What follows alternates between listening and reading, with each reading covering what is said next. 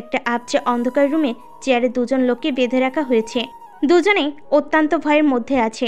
ওরা জানে যে আজ ওদের কি ভয়ঙ্কর পরিণতি হতে পারে। ওই সময় এতগুলো টাকা দেখে লোভ সামলাতে পারেনি, কিন্তু এরপর ওদের সাথে কি হবে সেটাই মাথায় আসেনি ওদের। আর যখন বুঝতে পেরেছে যে কত বড় ভুল করে ফেলেছে, তখন পালিয়ে এসেছে ওখান থেকে। কিন্তু বেশি দূর পালাতে পারেনি, তার আগেই ওদের ধরে ফেলেছে আর এখানে নিয়ে এসেছে। ওদের চারপাশে অনেকগুলো লোক দাঁড়িয়ে আছে। হঠাৎ ওই রুমে দরজা খুলে ভেতরে ঢুকলো আদ্রিয়ান। অন্ধকার স্তব্ধ রুমে আদ্রিয়ানের পায়ের গম্ভীর আওয়াজ স্পষ্ট। আদ্রিয়ানের পায়ের আওয়াজে ওই দুজনের বুকের ভেতর আরো তীব্র কম্পন সৃষ্টি হলো। দুজনের ভেতরে আফসোস হচ্ছে যে কেন টাকা লোভে পড়ে ওই চরম ভুলটা করলো। আদ্রিয়ান হালকা আওয়াজে সিটি বাজাতে বাজাতে ওদের দুজনের সামনে রাখা চেয়ারটাই বসলো। ওর পেছনে আদিপ আর আশিস দাঁড়িয়ে আছে। সামনে দুজন ভয়ে ঠকঠক করে কাঁপছে। আদ্রিয়ান মুচকি এসে পায়ের উপর পা তুলে বসে ওদের দিকে তাকিয়ে বলল, তোদের তো আমার বাড়ির গেটের কাছে থাকার কথা ছিল, হঠাৎ রেল স্টেশনে কেন গেলি বলতো, তাও বিনা নোটিশে? লোক দুটো ভীত চোখে তাকিয়ে আছে আদ্রিয়ানের দিকে। আদ্রিয়ান নিজের হাত এগিয়ে এনে নখ দেখাতে দেখাতে বলল, দেখ, কাজে ফাঁকি দেওয়া আমি মোটেও পছন্দ করি না, সেটা তো জানিস। তো হঠাৎ উধাও কেন হলি? ওরা আর কি বলবে। আদ্রিয়ানের এই ঠান্ডা গলা ওদের রক্তও ঠান্ডা করে দিয়েছে। আদ্রিয়ান ওদের চুপ থাকতে দেখে ভুরু কুচকে তাকালো, তারপর আবারও ঠান্ডা গলায় বলল, কত টাকা দিয়েছিল? লোক দুটো এবার ভয় কেঁদেই দিল। একজন ভয়ে ভয়ে বলল, ভাই আমরা কিচ্ছু জানি না, আমরা তো গ্রামের বাড়িতে যাচ্ছিলাম, আপনি ছিলেন না তাই। আদ্রিয়ান বাঘে এসে সোজা হয়ে বসে বলল, তার জন্য উইদাউট এনি পারমিশন তোরা পগার পার হয়ে গেলি, তাই তো? লোক দুটো খুব ভালোভাবে বুঝে গেছে যে ওদের কোনো কথাতেই কোনো লাভ হবে না। আদ্রিয়ান সবটাই জানে। আদ্রিয়ান পকেট থেকে গান বের করে কপালে স্লাইড করে স্থির দৃষ্টিতে ওদের দিকে তাকিয়ে পড়ল। খাওয়ার থালায় ফুটো করলে নতুন থালা জোগাড় করা যায়, কিন্তু যেই ডালে বসে আছিস সেই ডালেই কুড়াল মারলে কি হয় জানিস? সোজা নিচে, আর তার উপর যদি নিচে আবার লাভা থাকে তাহলে? ওরা এবার খুব ভালোভাবে বুঝে গেছে যে আজ ওদের কপালে ভয়ঙ্কর রকম দুঃখ আছে। ভয়ে কাঁপতে কাঁপতে বলল, স্যার এবারের মতো মাফ করে দিন, এই ভুল আর কোনোদিন হবে না। আদ্রিয়ান হেসে দিল। এবার কিছুক্ষণ হাসার পর নিজেকে সামলে বলল, আরে আমি জানি সেটা। আর সুযোগ, হ্যাঁ এটা ঠিক যে আমি সবাইকে একটা সুযোগ দেই, কিন্তু যতক্ষণ ব্যাপারটা শুধু আমার মধ্যে সীমাবদ্ধ থাকে। কিন্তু আফসোস, তোরা যেই ভুলটা করেছিস সেটা এমন একজনকে ঘিরে যাকে নিয়ে কোনো প্রকার কম্প্রোমাইজ করা সম্ভব নয় আমার পক্ষে। আর ক্ষমা তা তো একেবারেই না। বলে ওরা উঠে দাঁড়িয়ে পড়ল। ভেবেছিলাম তোদের উপরেই পাঠিয়ে দেব, কিন্তু পরে ভাবলাম তাতে কি লাভ হবে, শান্তিতে উপরে চলে যাবে। তার চেয়ে তোদের বাচ্চাটাই দুর্বিশ্ব করে দেই, সেটাই বেটার হবে। আজ তোদের সাথে সেটাই করব, যাতে তোদের দিকে কেউ তাকালে সে তার নিজেরই মালিকের সাথে বিশ্বাসঘাতকতা করার কথা চিন্তা করতেও কয়েকবার ভাবে। আমার জান পাখিকে ওই লোকটার কাছে পৌঁছে দিতে 2 হাত পেতে টাকা নিয়েছিলি না? এটুকু বলেই ও লোকেদের ডেকে বলল ওদের দুটোকে কেমিক্যাল রুমে নিয়ে গিয়ে অ্যাসিডে ধীরে ধীরে সময় নিয়ে যাতে ওদের হাত দুটোকে গলিয়ে দেয়। ওরা দুজন আদ্রিয়ানের কাছে অনেক আকুতি মিনতি করছে, কিন্তু কোনো লাভ হয়নি। ওদের অনুরোধকে উপেক্ষা করে বেরিয়ে এসেছে ওখান থেকে। আদ্রিয়ান অন্য কোনো ব্যাপার হলে এদের দ্বিতীয় সুযোগ ঠিকই দিত, কিন্তু ব্যাপারটা অনিমাকে নিয়ে, তাই ও ক্ষমার কথা চিন্তা করেনি। ও নিজেই করতো কাজটা, কিন্তু ওর এখন অনিমাকে খুঁজে বের করতে হবে। প্রতিটা মুহূর্ত ওর কাছে খুবই গুরুত্বপূর্ণ। সকালে সূর্যের আলো চোখে পড়তেই অনিমা পিটপিট করে চোখ খুলল। মাথা ভীষণ ভার হয়ে আছে, চিনচিন ব্যথা করছে, খুব দুর্বল লাগছে ওর। দুবার উঠে বসতে গিয়েও পড়ে গেল। অনেক কষ্টে পেট ধরে উঠে বসলো ও। খুব বেশি খারাপ লাগছে ওর। মাথা চেপে ধরে চুপ করে বসে আছে। আস্তে আস্তে সব কিছুই মনে পড়ল। রিকের ওকে তুলে নিয়ে আসা, এরপর ওই ফার্ম হাউসে ইঞ্জেকশন দেওয়া, এই অবধি মনে আছে ওর। কোনো রকমে মাথা উঁচু করে চারপাশে দেখলো। ওকে অনেক বড় একটা রুমে রাখা হয়েছে। পুরো রুমটাই হোয়াইট পেইন্ট করা, সব কিছুই অন্যরকম, একটু বেশি মডার্ন টাইপ। রিক ওকে আবার কোথায় নিয়ে এলো, এসব ভেবে মাথা ব্যথা আরও বেড়ে যাচ্ছে ওর। আস্তে করে বেড থেকে নেমে ধীর পায়ে ব্যালকনিতে গিয়ে রেলিংয়ে ধরে চারপাশে তাকিয়ে দেখলো আশেপাশে শুধু পানি আর পানি। দেখে মনে হচ্ছে সমুদ্র, আর এটা যে বঙ্গোপসাগর নয় সেটা খুব ভালো করেই বুঝতে পারছে। এটা একটা দ্বীপ, সেটাও বেশ বুঝতে পারছে। কাদার শক্তিও নেই ওর মধ্যে। দাঁড়িয়ে থাকাটাই কষ্টকর হয়ে যাচ্ছে ওর জন্য। কোনো মতে দেওয়াল ধরে ভিতরে গিয়ে সামনে তাকিয়ে দেখলো রিক দেওয়ালে হেলেন দিয়ে ওর দিকে তাকিয়ে বাঁকা হাসছে। অনিমা ওকে দেখে দাঁড়িয়ে যেতেই রিক সোজা হয়ে দাঁড়িয়ে বলল, দেখা কি শেষ যে কোথায় আছো? পছন্দ হয়েছে জায়গাটা? অনিমা মাথা নিচু করে ফেল, চোখ দুটো ছলছল করছে, যেন এখনই জল গড়িয়ে পড়বে। রিক অনিমার দিকে এগিয়ে আসতে নিলেই অনিমা ভয় পেয়ে তাড়াহুড়ো করে পেঁচাতে গিয়ে পড়ে যেতে নিল। রিক ধরতে যাবে তার আগে ও নিজেকে টেবিল ধরে সামলে নিল। রিক হেসে বলল, আরে ভয় পাচ্ছ কেন বলো তো? মারছি আমি তোমাকে? বলে অনিমাকে ধরল। অনিমা ছাড়ানোর চেষ্টা করতে রিক ওকে ধমক দিয়ে বলল, ওই, একদম তেজ দেখাবে না আমাকে, ওকে? আমি তোমার কি হাল করতে পারি সেটা খুব ভালো করে জানো তুমি। অনিমা কেঁদে দিয়ে বলল। যেতে দিন আমাকে। অনিমার কথা শুনে রিক চোখ বন্ধ করে একটা শ্বাস ফেলে নিজেকে শান্ত করে বলল, দেখো, এই মুহূর্তে তোমার গায়ে হাত তোলার ইচ্ছা আমার একদমই নেই, তাই বাধ্য করো না আমাকে। অনিমাকে ধরে বেডে বসিয়ে বলল, লম্বা সময় ধরে কিছু খাওয়া হয়নি তোমার, তাই এতটা দুর্বল লাগছে। আমি খাবার আনাচ্ছি, চুপচাপ খেয়ে নিবে, ওকে? বলেই কাউকে কল করে খাবার আনতে বলল। অনিমা কিছু না বলে হাঁটু গুটিয়ে চুপচাপ বসে আছে। খুব জোরে কাঁদতে ইচ্ছে করছে ওর, কিন্তু রিকের ভয়ে কাঁদতেও পারছে না। কিছুক্ষণ পর অনিমা রিকের দিকে তাকিয়ে বলল। কোথায় আছি আমরা? রিক তীক্ষ্ণ দৃষ্টিতে অনিমার দিকে তাকিয়ে শক্ত গলায় বলল, সেটা তোমার জানার কোনো প্রয়োজন নেই। বেশি কথা বললে কথা বলার মতো অবস্থাতেই রাখবো না, সো কোয়াইট। খাবার আসার পর রিক প্লেটটা অনিমার সামনে রেখে বলল, ফিনিশ ইট। এই মুহূর্তে ভীষণ খিদে পেয়েছে অনিমার। কতক্ষণ আগে কিছু খেয়েছে নিজে জানে না, কিন্তু তবু এখন খাওয়ার ইচ্ছে নেই ওর। সব কিছু বিষ মনে হচ্ছে ওর কাছে, তাই নিচু কণ্ঠে বলল। খিদে নেই আমার। রিক এবার অনিমার মুখ চেপে ধরে প্লেট থেকে খাবার নিয়ে ওর মুখে ঢুকিয়ে দাঁতে দাঁত চেপে বলল, একটা কথা যেন দ্বিতীয়বার বলতে না হয় আমাকে। আমার প্রতিটা ওয়ার্ডকে ওয়ার্ড মনে করবে, গড ইট। অনিমা মাথা নিচু করে ফুপিয়ে কান্না করছে। মুখের খাবারটা গেলার শক্তিও নেই ওর মধ্যে। বারবার আর্যেনের কথা মনে পড়ছে। ও খেতে না চাইলে আজ যেন জোর করে খাওয়াতো ওকে, কিন্তু দুজনের জোর করার পদ্ধতি কতটা ভিন্ন। রিক ধমক দিয়ে বলল। মুখেরটা শেষ করো। রিকের ধমকে কেঁপে উঠল অনিমা।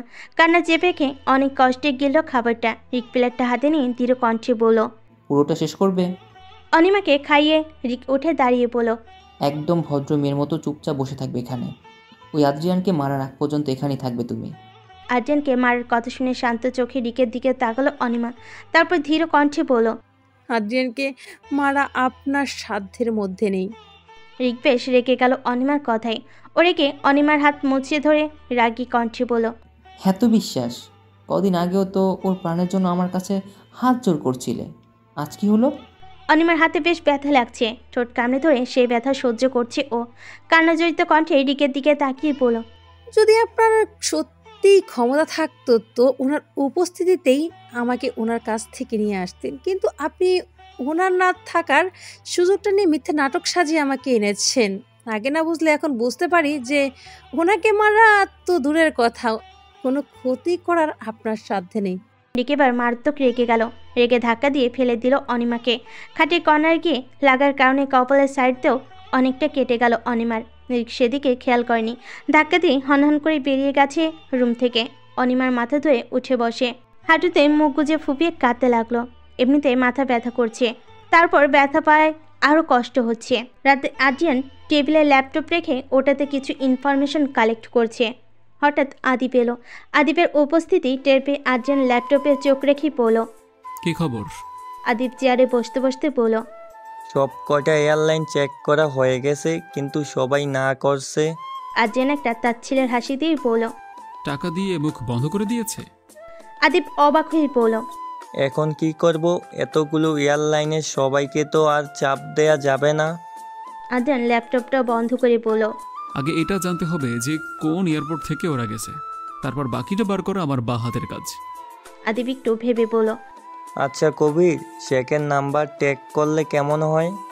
আর্জিয়ান একটা শ্বাস ফেলে বলল, লাভ নেই, খুব চালাক মানুষ উনি। রেকের সাথে উনি ওনার ইউসিএল নাম্বার দিয়ে কথা বলবেন না। তুই চলে যা, অনেক রাত হয়েছে। আদিপ কিছুক্ষণ চুপ করে থেকে আর্জিয়ানের দিকে তাকিয়ে বলল, একটা কথা বলবো? আর্জিয়ান একটা হাই তুলে বলল, আজকে একটু ঘুমিয়ে নে ভাই, টানা 2 দিন ধরে চোখের পাতা এক করিসনি। আর্জিয়ান আদিপের দিকে তাকিয়ে বলল। ঘুম আসবে না এখন। আদিপ ভুরকুচকে বলল, কামন আদ্রিয়ান, তোর বইটাও হিউম্যান বডি, এরকম করলেই অসুস্থ হয়ে পড়বি। যদি সুস্থই না থাকিস তাহলে অনেকে খুঁজবি কি করে? আদ্রিয়ান মুচকি এসে বলল, আচ্ছা চেষ্টা করব, তুই যা এখন, রাইমা একা আছে, এই সময় ওকে সময় দেওয়া উচিত তোর। আদিপ চলে যেতেই আদ্রিয়ান উঠে বেলকনিতে চলে গেল। রেলিং ধরে কিছুক্ষণ আকাশের দিকে তাকিয়ে রইল, আর ওই শূন্য দৃষ্টির চোখ থেকে এক ফোঁটা জল ধীর গতিতে গড়িয়ে পড়ল। সবার সামনে স্ট্রং থাকলেও ভেতর দিয়ে ভেঙে গুড়িয়ে যাচ্ছে ও। মেয়েটা কোথায় আছে, কিভাবে আছে, কি হচ্ছে ওর সাথে, কিছুই বুঝতে পারছে না ও। খুব বেশি মিস করছে ও ওর জান পাখিকে। আকাশের দিকে তাকিয়ে আদ্রিয়ান ভাঙ্গা গলায় পড়ল, I am sorry mister senior, আমি জানি আমি তোমাকে দ্বিতীয়বার নিরাশ করেছি। তোমার মামুনিকে ঠিকভাবে আগলে রাখতে পারিনি আমি। শুরুতে আমার একটা ভুলের কারণে 4টা বছর মেয়েটা কষ্ট পেয়েছে। আজ আরেকটা ছোট্ট ভুলের কারণে ওকে আবারও বিপদে পড়তে হলো। তুমি ঠিক মানুষকে দায়িত্ব দিয়ে যেতে পারোনি, কিন্তু কথা যখন দিয়েছে তখন আমি তোমার মেয়েকে সুরক্ষিত অবস্থায় নিয়ে আসব। 7 বছর আগেও শুধু আমার দায়িত্ব ছিল, কিন্তু আজ ও আমার ভালোবাসাও। আমি তোমার মেয়ের কিচ্ছু হতে দেব না, কিচ্ছু না। অনিমা খাটে মাথা চেপে ধরে বসে আছে। মাথা ভীষণ ব্যথা করছে ওর, ভার হয়ে আসছে সকাল থেকে। সব কিছু অসহ্য লাগছে ওর কাছে, সব কিছু ভেঙে ফেলতে ইচ্ছে করছে ওর এই মুহূর্তে। খাবার নিয়ে অনিমার রুমে এসে অনিমাকে ওভাবে মাথা চেপে ধরে ছটফট করতে দেখে খাবারটা টি টেবিলে রেখে ওর সামনে বসে ওর মাথায় হাত রেখে বলো, এরকম করছো কেন? মাথা ব্যথা করছে তোমার? অনিমা হাত ঝাড়া দিয়ে সরিয়ে ঝাঁঝালো কণ্ঠে বলো, just leave me alone.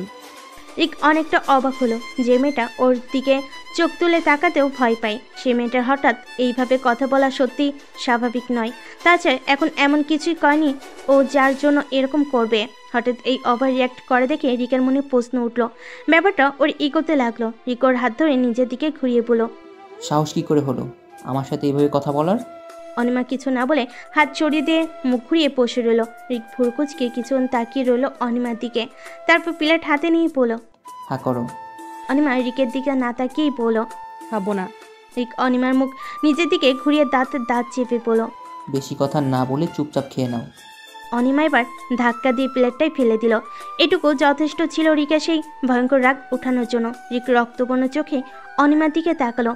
Anima অন্যদিকে তাকিয়ে আছে। রিক ওর চুলের মুঠি ধরে নিজের দিকে ঘুরিয়ে সর্বশক্তি দিয়ে একটা থাপ্পড় মারল। অনিমা মুখ থুবড়ে বিছানায় পড়ে গেল। ওর ঠোঁটের কোণ এমনিতেই কাটা ছিল। ওই থাপ্পড় নতুন করে না কাটলেও পুরনো ক্ষত থেকে রক্ত বেরিয়ে গেল। রিক ওর হাত ধরে টেনে তুলে গাল চেপে ধরে পড়ল, যতই ভাবি যে তোমার গায়ে হাত তুলবো না, কিন্তু তুমি তো চট থাপ্পড় ছাড়া শুধরাবার মেয়ে নও। কিছু না বললেই তো সাহস বেড়ে যায়, তাই না? অনিমা কান্না জড়িত চোখে তাকিয়ে আছে রিকের দিকে। রিকোকে ধাক্কা দিয়ে বেডে ফেলে পড়ল, তৈরি খাবার সামনে পাচ্ছিলে বলে মাথায় চড়ে গেছো, রাইট? এবার তুমি তক্ষুনি খাবার পাবে যখন আমার কাছে খাবার ভিক্ষা চাইবে। তার আগে খাবার তো ছাড়ো, এক ফোঁটা পানিও পাবে না তুমি, ওকে? Mind it. এটুকু বলে রুম থেকে বেরিয়ে শব্দ করে দরজাটা বন্ধ করে চলে গেল রিক। অনিমা বালিশে মুখ গুজে শব্দ করে কাঁদতে শুরু করলো। আশেপাশের বাতাসও ওর কাছে বিষাক্ত লাগছে। ও কি করছে নিজেই বুঝতে পারছে না। মাথায় অসহ্য রকম যন্ত্রণা হচ্ছে। ও নিজেও জানে না এই যন্ত্রণার শেষ কোথায়। রিকের মেজাজ খুব বেশি চটে আছে। সাহস কি করে হয় ওই মেয়েটার এভাবে খাবার ফেলে দেওয়ার? এত বাড়াবাড়ি কি আছে? ও যতবার ও মনে মনে ঠিক করে যে অনিমাকে কষ্ট দেবে না, ঠিক ততবার মেয়েটা এমন কিছু করে যে ও বাধ্য হয় অনিমার সাথে মিসবিহেভ করতে। ওর কাছে থাকতে সমস্যা কোথায়? ওর ভালোবাসাটি কি চোখে পড়ে না ওর? সারাদিন শুধু আদ্রিয়ানের নাম জপতে থাকে। কেমন আছে আদ্রিয়ানের মধ্যে? এসব ভাবতে ভাবতে বেডে হেলান দিয়ে বসে ড্রিঙ্ক করছে রিক। কিছুই ভালো লাগছে না। এখন তো অনিমা ওর কাছে আছে, কিন্তু মনের দিক থেকে তো শান্তি পাচ্ছে না, আরও অশান্ত হয়ে উঠছে ওর মন। মেয়েটাকে নিজেই কাঁদাই, কিন্তু মেয়েটা যখন কাঁদে তখন ওর নিজেরই খারাপ লাগে, আর তাই ওর কাছ থেকে দূরে চলে আসে। বাবার মাঝে হঠাৎ ওর ফোনে কল এলো। রিক ফোনটা রিসিভ করে কানে নিয়ে বলল, হ্যাঁ মামা বলো। কবির শেখ আমোদিত গলায় পড়ল, ওদিকে সব ঠিকঠাক আছে তো? মানে কোনো সমস্যা নেই তো? রিক গ্লাসটা রেখে একটা শ্বাস ফেলে বলল, না, সব কিছু ঠিক আছে, কিন্তু অনি একটু অদ্ভুত ব্যবহার করছে, খুব অ্যাবনর্মাল। এটা শুনে কবির শেখ পাকা হাসলেন, তারপর নিজেকে সামনে নিয়ে বলেন, আরে এত ভেবো না, আসলে হুট করে এভাবে তুলে এনেছে তো, তাই একটু হাইপার হয়ে গেছে। আর তোমাকে আগে অনেকবার বলেছি যে ওর প্রতি প্রেম গদগদ হয়ে যেও না, তাহলে হাতের বাইরে চলে যাবে। ও তোমাকে যে ভয়টা পায় সে ভয়টা বাঁচিয়ে রাখতে হবে। তাই প্রেমটা ভিতরে চেপে রেখে রাফ হওয়ার চেষ্টা করো। জানি ব্যাপারটা তোমার জন্য সহজ নয়, তবে যা বলছি তা তোমার ভালোর জন্যই বলছি, বুঝছো তো? রিক নিচু কণ্ঠে বলল। রিকের উত্তরে কবির শেখ একটা স্বস্তির নিঃশ্বাস ফেললেন, তারপর বললেন, তার দেশে কবে আসছো? রিক একটু গলা ঝেড়ে বলল, না মামা, এখন না। আদ্রিয়ান ছেলেটা খুব চালাক, কোনো চান্স নিতে চাই না আমি। আগে তুমি ওকে পৃথিবী থেকে সরানোর ব্যবস্থা করো। কবির শেখ বললেন। তা তো করছি।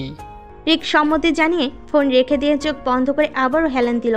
ও জানে না কোনটা ভুল কোনটা ঠিক, ও আদৌ যা করছে তা কতটা ঠিক। ও শুধু এইটুকু জানে যে ওর অনিমাকে চাই, সেটা যে কোনো কিছুর মূল্যে। তার জন্য ওকে যা করতে হয় করবে। আর রিকের সেই ভাবনার কারণেই হয়তো কবির শেখের মন্ত্রণা কতটা ঠিক বা ভুল সেটা বিবেচনা করার ইচ্ছেটাও ওর মধ্যে নেই। রাতে অনেক চেষ্টা করেও একটু ঘুমাতে পারেনি আদ্রিয়ান। শেষ রাতের দিকে একটু ঘুমিয়েছে। সকাল সকাল উঠে বেরিয়ে গেছে আবার অনিমার খোঁজে। আদিব আশিস তো আছে তীব্র, অরমিতা স্নেহ যার যার সাধ্যমধ্যে কাজ করছে। আদ্রিয়ান রিকের সব গাড়ি নাম্বার নিয়ে চেকপোস্টে চেক ইন করেছে যে কোথাকার রোডে দিয়ে গেছে ও। তাহলে আদ্রিয়ান এটা জানতে পারবে যে কোন এয়ারপোর্ট থেকে গেছে ওরা আর কোথায় গেছে। আদ্রিয়ান এক হাতে ফোনে কথা বলছে আর এক হাতে ল্যাপটপে কাজ করছে। আশিস আর আদিব ওর দুপাশে বসে ফোনে কথা বলছে। হঠাৎ করে তীব্র আর স্নেহ আর অরুমিতা এলো। অরুমিতা আর আশিসের চোখাচোখি হলো একবার। দুদিন ধরে আশিস অরুমিতাকে একটু ইগনোর করছে। অরুমিতার খারাপ লাগলো এটা ভেবে নিজের মনকে বোঝাচ্ছে যে অনিমাকে খুঁজতে এত ব্যস্ত থাকতে হচ্ছে, সেজন্যই হয়তো সময় কম দিতে পারছে। ওরা আদ্রিয়ানকে কাজ করতে দেখে দরজা থেকেই বলো, ভাইয়া আসবো? আদ্রিয়ান ল্যাপটপ থেকে চোখ সরিয়ে ওদের দিকে তাকিয়ে বলো, হ্যাঁ এসো। বলে আবার ল্যাপটপের দিকে তাকালো। ওরা ভেতরে এসে টেবিলের কাছে দাঁড়ালো। আদ্রিয়ান ল্যাপটপের দিকে তাকিয়ে বলল, বসো। ওরা দুজন বসলো। তীব্র বলল, ভাইয়া অনিমার কোনো খবর পাইনি? আদ্রিয়ান ল্যাপটপ থেকে হাত সরিয়ে চেয়ারে হেলান দিয়ে বলল, এখনো না। অরুমিতা কাঁদো কাঁদো গলায় বলল, ভাইয়া প্লিজ যতটা তাড়াতাড়ি সম্ভব ওকে খুঁজে পার করুন। আপনি তো শুনেছেন যে রিক কতটা ভয়ঙ্কর, ও মেয়েটাকে মেরেই ফেলবে। আপনি আর কিছু বলার আগে আদ্রিয়ান শক্ত কণ্ঠে বলল, সেটা পরমিতা, তোমার কি মনে হয় ওর জন্য আমার চিন্তা হচ্ছে না? হ্যাঁ, 3 দিন যাবৎ আমার মনের উপর দিয়ে কি চলছে একমাত্র আমিই জানি। ও তোমাদের বন্ধু হতে পারে, কিন্তু আমার জন্য ও কি সেটা মুখে বলে তোমাদেরকে বোঝাতে পারবো না আমি। অরুমিতা মাথা নিচু করে ফেল আর নিজের কাছে নিজে লজ্জে পেল। এতটাই ইমোশনাল হয়ে গিয়েছিল যে ও যে কার কাছে কি বলছে সেটাই মাথায় ছিল না ওর। ও নিচু কণ্ঠে বলল, সরি ভাইয়া, আসলে। আদ্রিয়ান নিজেকে শান্ত করে একটা শ্বাস নিয়ে বলল, ইটস অল রাইট, আর চিন্তা করো না, খুব তাড়াতাড়ি খুঁজে পেয়ে যাবো ওকে। তীব্র অবাক হয়ে বলল, কিন্তু কিভাবে? আদ্রিয়ান এবার সবার দিকে তাকিয়ে বলল, এই জন্যই তোমাদের সবাইকে এক জায়গায় ডেকেছি আমি। এবার আমি যেটা বলছি সেটা খুব ভালো করে শোনো। এরপর আদ্রিয়ান সবাইকে কি করতে হবে সব খুব ভালোভাবে বলে দিল। সকলে যার যার কাজ বুঝে নিল। আমি টেক্সট করে দিচ্ছি, রাখো এখন। চেপে ধরে একটা লম্বা শ্বাস নিল আদ্রিয়ান। 3 দিন হয়ে গেছে, সামনে লাঞ্চ পড়ে আছে, কিন্তু খাওয়াই মিনিমাম ইচ্ছেও নেই ওর। অনিমাকে খাইয়ে তারপরেই খেত আদ্রিয়ান। এটা একটা অভ্যাসে পরিণত হয়ে গেছে ওর। কিন্তু এখন মেয়েটা কিছু খেয়েছে কিনা, আদৌ সুস্থ আছে কিনা কিছুই বুঝতে পারছে না ও। তাহলে কি করে শান্তিতে গিলবেও? তবুও জোর করে খানিকটা খেয়ে নিল ও, কারণ এই মুহূর্তে ওকে সুস্থ থাকতে হবে। ওকে ওর জান পাখিকে খুঁজে পেতেই হবে যে কোনো মূল্যে। গভীর রাত। অনিমা খাটের উপর হয়ে শুয়ে আছে, চোখ দিয়ে নীরব ধারে জল পড়ছে। রিক তার কথাই রেখেছে। কাল রাত থেকে খাবার তো দূর, এক ফোঁটা পানিও দেয়নি ওকে। রুমের ওয়াশরুমের পানির লাইনটাও বন্ধ করা। ওয়াশরুমে যাওয়ার দরকার পড়লে বাইরেটাই নিয়ে গেছে ওকে। খিদে পেলেও তেমন খাওয়ার ইচ্ছে নেই। দীর্ঘ সময় না খেয়ে ওর হাড় ভাঙা খাটুনি খাটার অভ্যাস ওর মামা বাড়ি থেকেই হয়ে গেছে, কিন্তু পানি পিপাসাতে গলা শুকিয়ে কাঠ হয়ে গেছে ওর। বেশ কষ্ট হচ্ছে। কিছুক্ষণ পর দরজা খুলে রিক ভেতরে ঢুকলো। অনিমা সেটা বুঝতে পেরেও কোনো প্রতিক্রিয়া করেনি, যেভাবে ছিল ওভাবে চুপচাপ শুয়ে আছে। রিক এসে খাটে বসলো। অনিমার দিকে ভালোভাবে তাকিয়ে বুঝতে পারলো অনেকক্ষণ যাবৎ কাঁদছে। রিক অনিমার মাথায় আলতো করে হাত বুলিয়ে বলল, কেন জেদ করছো? জাস্ট একবার চাও আমার কাছে, আমি এক্ষুনি খাবার আনার ব্যবস্থা করছি। কিন্তু অনিমা কোনো রকম কোনো রিয়াক্ট করলো না। রিক বিরক্ত হয়ে বলল, দেখো বেশি করছো কিন্তু এবার। এরকম করার মানে কি তোমার? অনিমা এবারও কোনো রিয়াক্ট না করে স্থিরভাবে ভাঙ্গা গলায় টেনে টেনে বলল, একটু একা থাকতে দিন আমাকে। রিক এবার রেগে গেল, রাগী কণ্ঠে বলল, আচ্ছা, এখনও তেজ দেখাবে? ফাইন, আমিও দেখি তুমি কতক্ষণ এভাবে না খেয়ে থাকতে পারো। বলে উঠে রুম থেকে বেরিয়ে গেল রিক। রিকের মনে এখন অন্য চিন্তা বাধা বাঁধছে যে অনিমার এক্স্যাক্টলি হয়েছেটা কি। হঠাৎ করে ওভার রিয়াক্ট করছে, আবার হঠাৎ করে শান্ত হয়ে যাচ্ছে। এটা কি আদৌ শুধু আমি ওকে জোর করে আটকে রেখেছি এই কারণে, নাকি এর পেছনে অন্য কোনো কাহিনী আছে? আর অনিমা নীরবে কাঁদতে কাঁদতে এক পর্যায়ে ওভাবে ঘুমিয়ে পড়েছে। আর অপরদিকে আর্যান ছাদের দেওয়ালে হেলান দিয়ে আজকেও দুঃখ বিলাস করছে। সারাদিন অনিমাকে খোঁজার কাজে নিজেকে ব্যস্ত রাখলেও এই নীরব রাতে আর নিজেকে শক্ত রাখতে পারে না ও। এই নিস্তব্ধ রাতে অনিমার কথা আরও বেশি করে মনে পড়ে ওর। খুব ইচ্ছে করছে সিগারেটের ধোঁয়ায় নিজের বুকের অসহ্যকর আগুন নেভানোর ব্যর্থ চেষ্টা করতে, কিন্তু অনিমা একদিন বলেছিল যে ও স্মোকিং আর স্মোকার দুটোর একটাকেও পছন্দ করে না। তাই আগের মাসে একটা খেলেও ওই দিনের পর থেকে সেটাও ছেড়ে দিয়েছে ও। কিন্তু ওর ভেতরের যন্ত্রণা তো ও কিছুতেই কমছে না। সকালবেলা রিক ঘুম ভাঙার পর ফ্রেশ হয়ে অনিমার রুমের উদ্দেশ্যে রওনা দিল। কারণ ঠিক করে নিয়েছে এখন যদি অনিমা খেতে না চায় তবুও জোর করে খাওয়াবে। অনেক দেখে নিয়েছে এই মেয়ে জেদ খুব বেশি, মরে গেলেও নিজে থেকে খাবার চাইবে না। ওর ভুল ছিল, এরকম একটা শাস্তি দেওয়া ঠিক হয়নি। এসব চিন্তা করে অনিমার রুমে গিয়ে সামনে তাকিয়ে রিক অবাক হয়ে গেল, কারণ অনিমা ফুলারে পড়ে আছে। যেটা দেখে রিক দৌড়ে গেল অনিমার কাছে। ওকে তুলে বেডে শুয়ে বেশ কয়েকবার গালে হালকা করে চাপড় মারতে মারতে ডাকতে শুরু করলো ওকে, কিন্তু সাড়া না পেয়ে চিৎকার করে কাউকে পানি আনতে বলল। ওর চোখে মুখে পানি দেওয়ার পর আস্তে আস্তে ওর চোখ খুলে তাকালো, কিন্তু পুরোপুরি না। ও ঘোরের মধ্যেই আর্যান আর্যান বলে ডাকতে শুরু করলো। রিক এবার চরম অবাক হলো, কতটা ভালোবাসলে ঘোরের মধ্যে একটা মানুষের নাম নেওয়া যায় এটাই ভাবছে ও। আচ্ছা, ও কোনো ভুল করছে না তো? এটা কি সত্যিই ঠিক হচ্ছে? না না, কিসব উল্টাপাল্টা ভাবছে ও। অনিমা ওর আর কারো না। এসব ভেবে নিজেকে সামলে খাবার আনিয়ে সবার আগে অনিমাকে পানি খাওয়ালো, তারপর খাবারটা খাইয়ে দিল। অনিমা জ্ঞানে নেই, তাই কোনো ঝামেলা না করে খেয়ে নিল। রিকোকে শুয়ে দিয়ে নিচে চলে গেল। রিক নিচে থেকে ওর কাজকর্ম সেরে প্রায় 1 ঘন্টা পর অনিমার রুমে আরেক দফা অবাক হলো। অনিমা রুমে সবকিছু ভাঙচুর করছে আর চিৎকার করছে।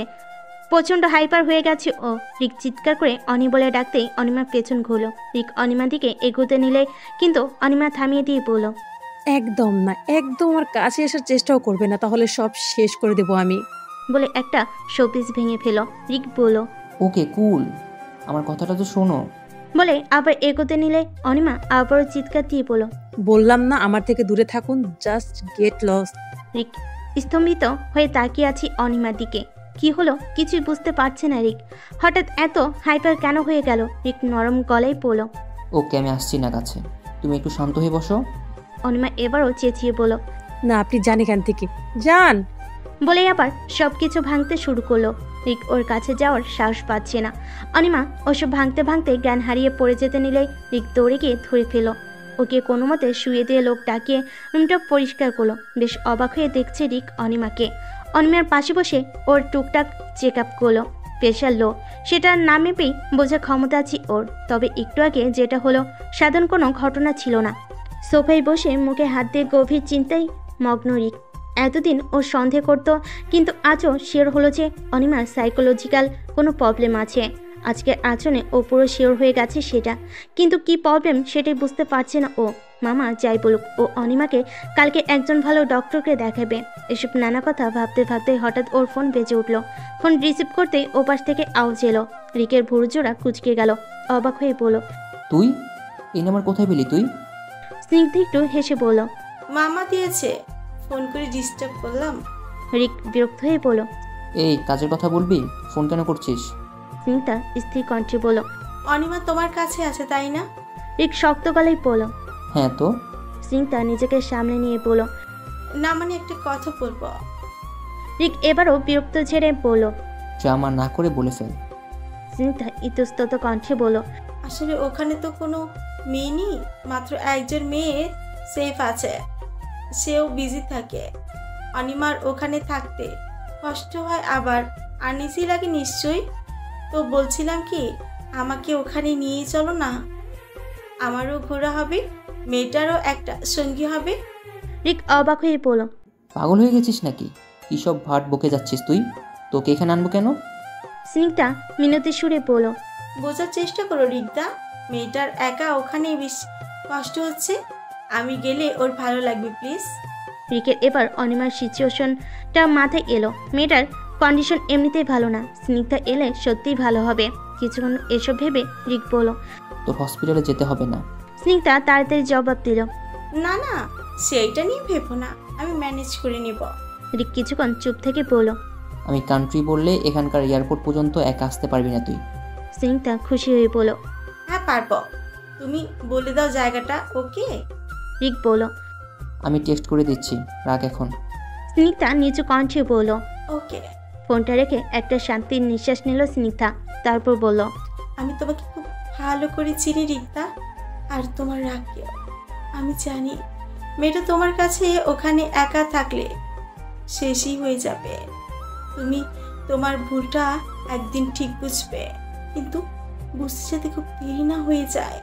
তাই আমি ওখানে যাচ্ছি। আমি সাথে থাকলে মেয়েটা একটু হলেও ভালো থাকবে। বর্ষা শেষ, তবে বৃষ্টি এখনো হয় মাঝে মাঝে। চারপাশে ভ্যাপসা গরম পড়েছে, পরিবেশটা একটু বেশি নিস্তব্ধ। রাতে আর্যেন সেই পার্কের লেকের পাশে বসে এক দৃষ্টিতে পানির দিকে তাকিয়ে আছে।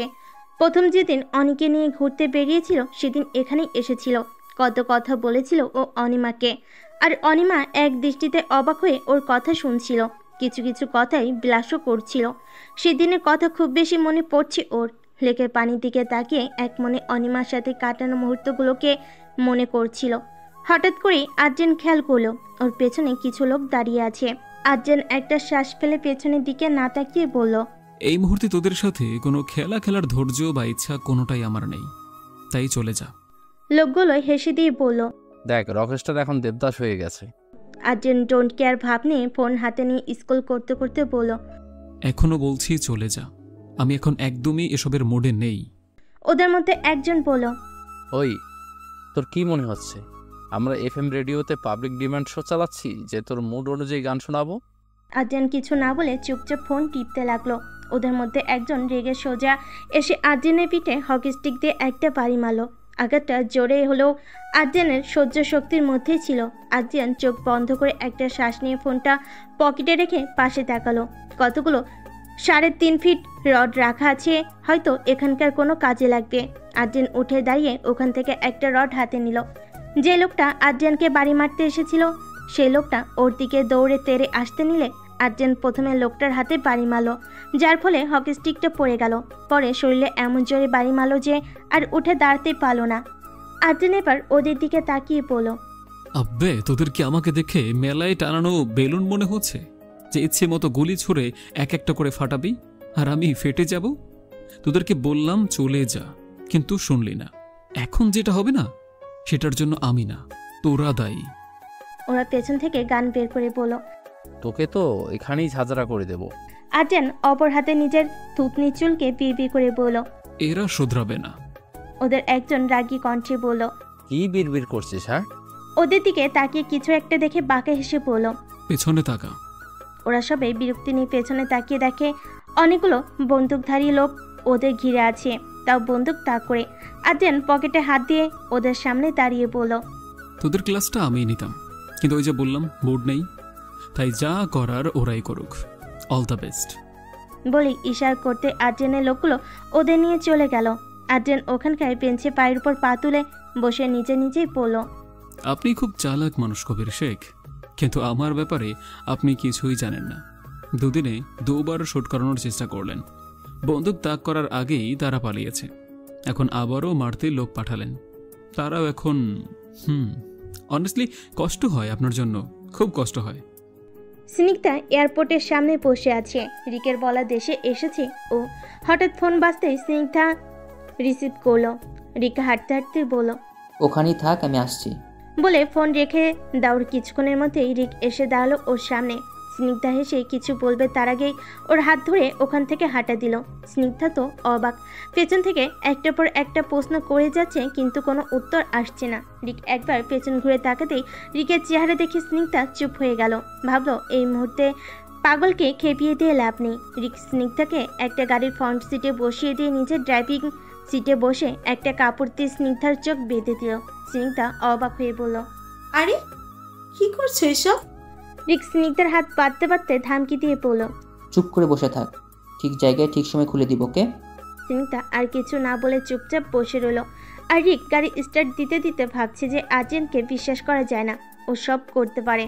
রিক জানে যে আর্যেন আজ হোক কাল হোক এই দেশের খবর পেয়ে যাবে, কিন্তু এই দেশে কোন জায়গায় রেখেছে ওকে সেটা যেন আর্যেন সহজে জানতে না পারে সেই ব্যবস্থাই করছে ও। আর ওর মামাই বা কী করছে? এখনো অবধি আর্যেনের মৃত্যুর সংবাদ পর্যন্ত দিতে পারছে না ওকে। এসব চিন্তা করতে করতে স্নিগ্ধাকে নিয়ে নির্দিষ্ট গন্তব্যের দিকে রওনা দিল রিক। অরুমিতা আশিসের সাথে কথা বলার জন্য এসেছে। আশিসের হঠাৎ এরকম ইগনোরেন্স জাস্ট সহ্য হচ্ছে না ওর, তাই এসেছিল আশিসের সাথে এই ব্যাপারে ঠিকভাবে কথা বলতে। কিন্তু এসে যা দেখলো তাতে অরুমিতা থম মেরে দাঁড়িয়ে রইল। আশিস অন্য একটা মেয়ের সাথে খুব ক্লোজ হয়ে বসে আছে, দুজনেই কথা বলছে আর খুব বেশি হাসাহাসি করছে, একেবারে একে অপরের গায়ের উপর ঢলে পড়ছে। এরকম অবস্থা অরুমিতা প্রথমে ছলো ছলো চোখ নিয়ে কিছুক্ষণ ওদের দেখছিল, তারপর নিজেকে সামলে নিয়ে ওদের সামনে গিয়ে দাঁড়ালো, তারপর হাত ভাঁজ করে বলল, ওই তো এই জন্যই আমাকে দেওয়ার মতো সময় হচ্ছে না আপনার। অরুমিতার গলার আওয়াজ পেয়ে আশিস চমকে গেল, তাকিয়ে অরুমিতাকে দেখে আমতা আমতা গলাই বলল, তুমি এখানে? অরুমিতা একটা তার ছেলের হাসিতেই বলল, কেন আশা করেননি তাই না? ভাগ্যেস এসেছিলাম, না হলে আপনার এই রূপটা দেখা হতো। পাশ থেকে মেয়েটা বলল, কে বেবি? আশিস মেয়েটার দিকে তাকিয়ে শক্ত কণ্ঠে বলল, তুমি এখন যাও এখান থেকে। মেয়েটা কথা না বাড়িয়ে চলে গেল ওখান থেকে। আশিস অরুমিতার দিকে তাকিয়ে ইতস্তত কণ্ঠে বলল, অরু। কিন্তু আশিসকে থামিয়ে দিয়ে অরু বলল, ডোন্ট কল মি অরু, ওকে? ওই নামে ডাকার যোগ্যতা নেই আপনার। এই জন্যই আমাকে ইগনোর করেছিলেন, কারণ আমার সাথে প্রেম প্রেম নাটক করে মন ভরে গেছে আপনার, তাই এখন দূরে সরে যাচ্ছেন। অতটাও চিফ মেন্টালিটির আপনার। আশিস এবার উঠে দাঁড়িয়ে চেঁচিয়ে বলল, এত ওভারঅ্যাক্ট করার কি আছে? হ্যাঁ, আমি কিরকম সেটা তুমি জানতে না? রিলেশন করলে তো যে সেটা আজীবন টিকে রাখতে হবে এমন তো কোনো কথা আছে নাকি? আমি বলেছিলাম তোমাকে এত সিরিয়াস হতে, বলো বলেছিলাম? অরুমিতা কান্না জড়িত কণ্ঠে আশিসের দিকে তাকিয়ে বলল, কি বলছেন আপনি? আশিস একটা শ্বাস ফেলে বলল, যা বলেছি একদম ঠিক বলেছি।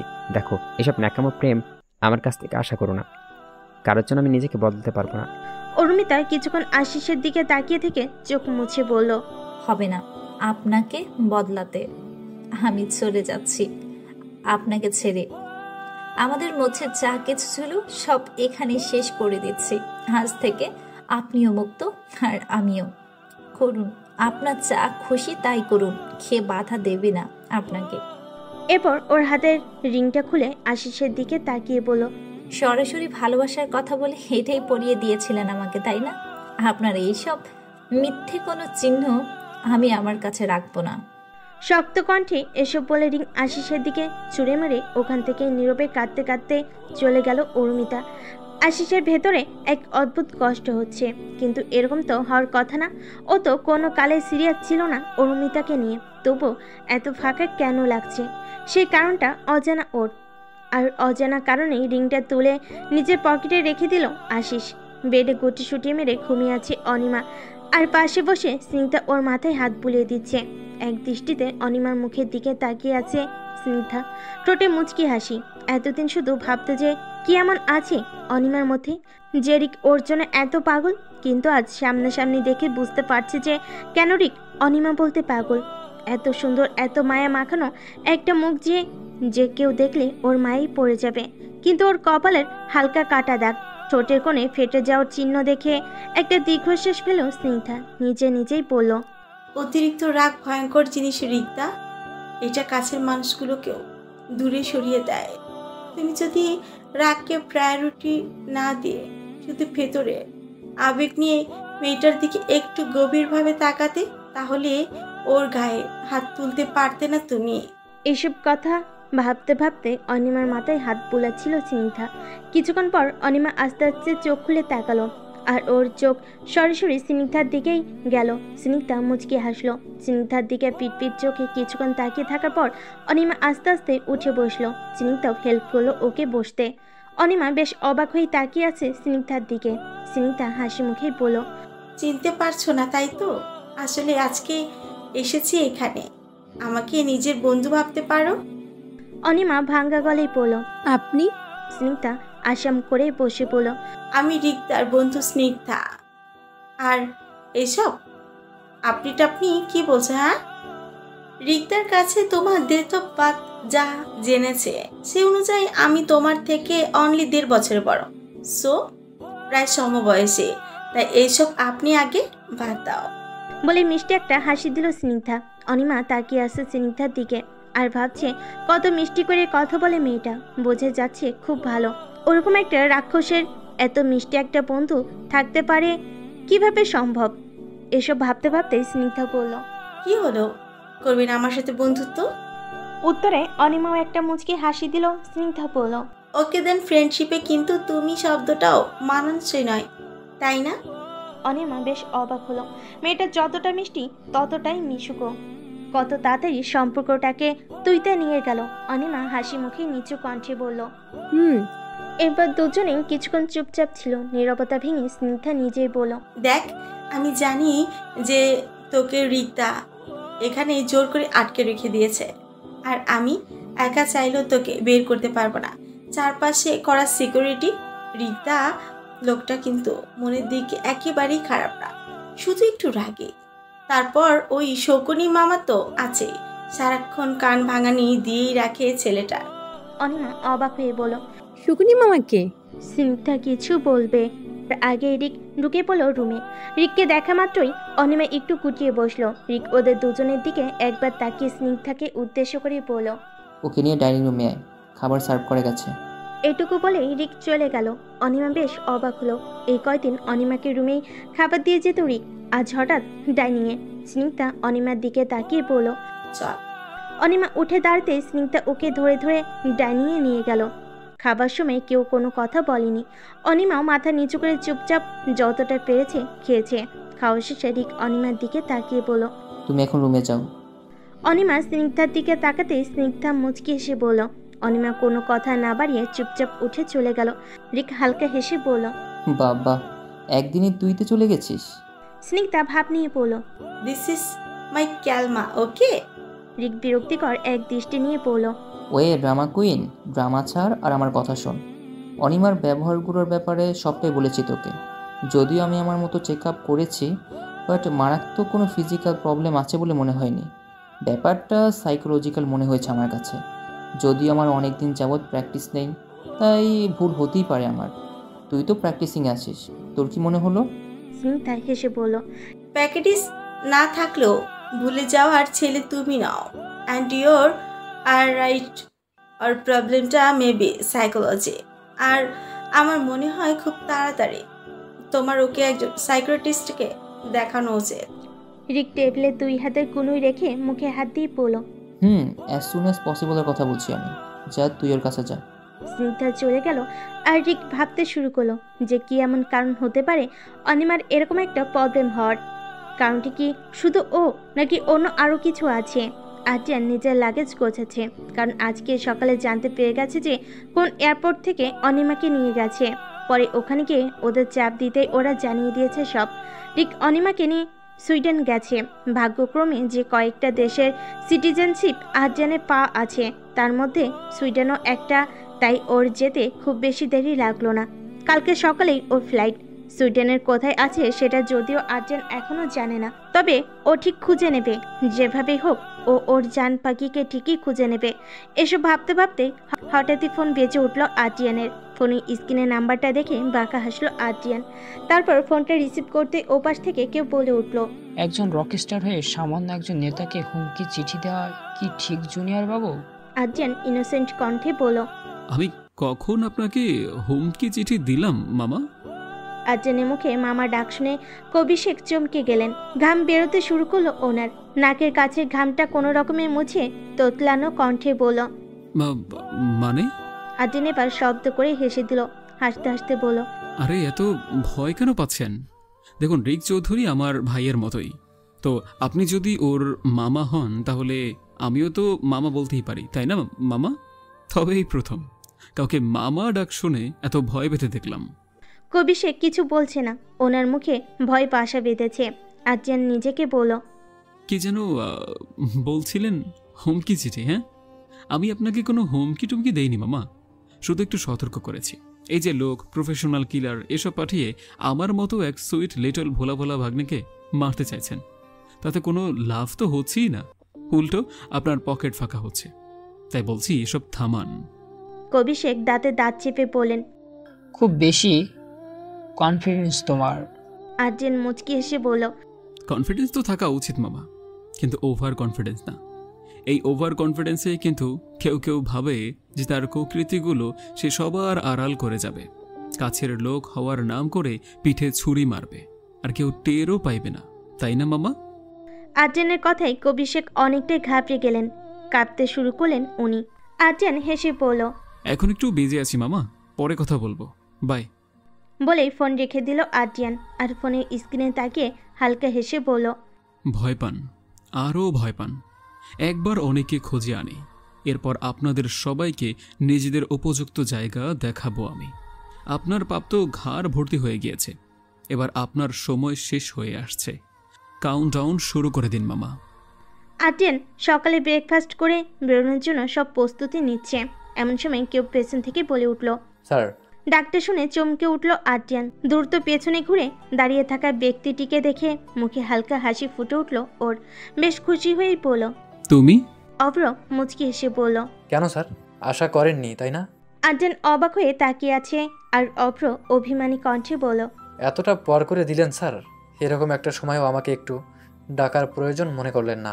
আর্যেন একটু শ্বাস নিয়ে বলল, না, আসলে তুমি তোমার ফ্যামিলি মেম্বারদের কাছে ছিলে তাই ভেবেছিলাম।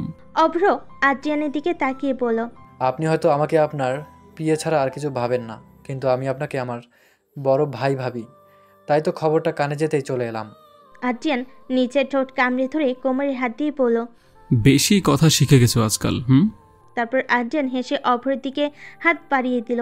অভ্রর সাথে সাথে এসে জড়িয়ে ধরল আর্যেনকে। কিছুক্ষণ পর আর্যেন অভ্রকে ছেড়ে দিয়ে বলল, কিন্তু আমি তো আজ সুইডেন যাচ্ছি, তুমি? আর কিছু বলার আগে অভ্র বলল, জানি তো, আমি সব ব্যবস্থা করে নিয়েছি স্যার, আমিও যাচ্ছি আপনার সাথে। আর্যেন অভ্রর কাঁধে হাত রেখে বলল, চালু আছিস খুব। অভ্র একটু ভাব নিয়ে বলল, সবই আপনার সাথে থাকার ফল। কিছুক্ষণ একে অপরের দিকে তাকিয়ে থেকে হেসে দিল দুজনে। এরপর আর্যেন, অভ্র আর আদিপ রওনা দিল সুইডেনের উদ্দেশ্যে। আশিস দেশে থেকে গেল, কারণ আর্যেনের এখানে কিছু কাজকর্ম সামলানোর দায়িত্ব আর্যেন ওকে দিয়ে গেছে। অনিমা চুপচাপ জানালার কাছে বসে নীরবে চোখের জল ফেলছে। আর্যেনের কথা খুব বেশি মনে পড়ছে ওর, খুব বেশি মিস করছে ওকে। আর্যেনের শাসন, ভালোবাসা, খুনসুটি এসব কিছুই বারবার চোখের সামনে ভেসে উঠছে। ইচ্ছে করছে ছুটে চলে যেতে আর্যেনের কাছে, কিন্তু ওর কোনো উপায় নেই। ওর ইচ্ছে অনিচ্ছের ওপর কোনো কিছুর নির্ভর করছে না। এই মুহূর্তে ওর শব্দ করে কাঁদতে ইচ্ছে করছে, কিন্তু কোনো এক কারণে সেটা পারছে না। হঠাৎ কেউ ওর কাঁধে হাত রাখতেই অনিমা ঘুরে তাকিয়ে দেখল যে স্নিগ্ধা ওর পাশে এসে বসেছে। অনিমা স্নিগ্ধাকে জড়িয়ে ধরে ফুপিয়ে কেটে দিল। এই অল্প সময়েই বেশ ভালো বন্ডিং তৈরি হয়েছে ওদের দুজনের। স্নিগ্ধা অনিমার পিঠে হাত বুলিয়ে পড়ল, কিরে কাঁদছিস কেন?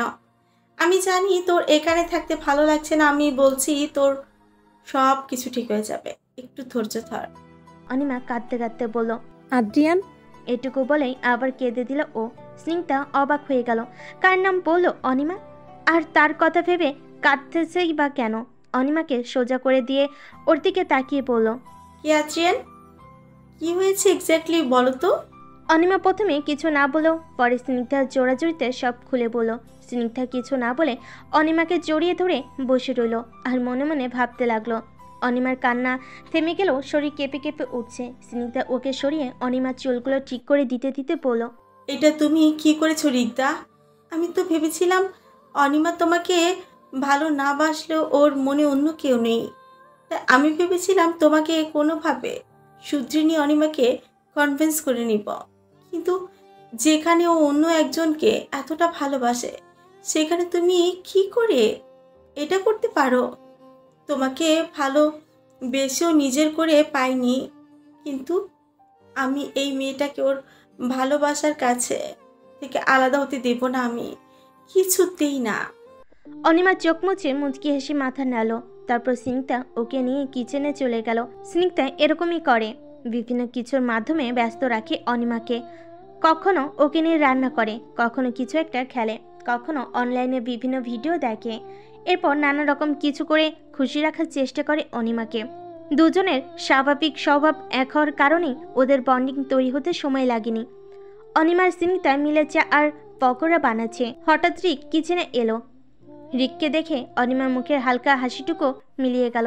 গোমরা মুখ করে পকোড়া ভাজেই মন দিল, যেটা রিকের চোখে পড়লো আর ওর খারাপও লাগলো। স্নিগ্ধা কুচকে বলল, কি হলো রিকদা? মেয়েদের এখানে তোমার কি কাজ? আমরা রান্না করছি, সো ডোন্ট ডিস্টার্ব। রিক উকিতে কি রান্না হচ্ছে সেটা দেখে বলল, তো আমি কি একটু ভাগ পাবো, নাকি তোরা দুই রাক্ষসী মিলি খাবি? রাক্ষসী বলাতেও অনিমার মধ্যে কোনো ভাবান্তর হলো না, বরং ওর মতো করে কাজ করে যাচ্ছে। স্নিগ্ধা রেগে বলল, কি আমাদের রাক্ষসী বলা হচ্ছে? রিক একটা শ্বাস ফেলে বলল, আচ্ছা বাবা, সরি, এবার পাবো তো একটু? স্নিগ্ধা মুখ ঘুরিয়ে খানিকটা ভাব নিয়ে বলল, হ্যাঁ যাও যাও, পেয়ে যাবে। রিক ভুরকুচকে বলল, শিওর তো? স্নিগ্ধা বিরক্ত হয়ে বলল, আরে বাবা বললাম তো পেয়ে যাবে, যাও যাও তো এখন। এমন খাদু জীবনও দেখিনি বাবা। রিক হেসে দিয়ে চলে গেল ওখান থেকে। স্নিগ্ধা কিছু একটা ভেবে অনিমার দিকে তাকিয়ে একটা হাসি দিয়ে বলল, তুই দেখতে থাক, আমি একটু আসছি। বলে কিচেন থেকে বেরিয়ে গিয়ে সোজা রিকের কাছে গিয়ে স্নিগ্ধা বলল, রিকদা। রিক সোফায় বসে স্নিগ্ধার দিকে তাকিয়ে বলল, কিছু বলবি? স্নিগ্ধা রিকের পাশে বসে বলল, সাইকিয়াট্রিস্টের সাথে কথা বলেছ?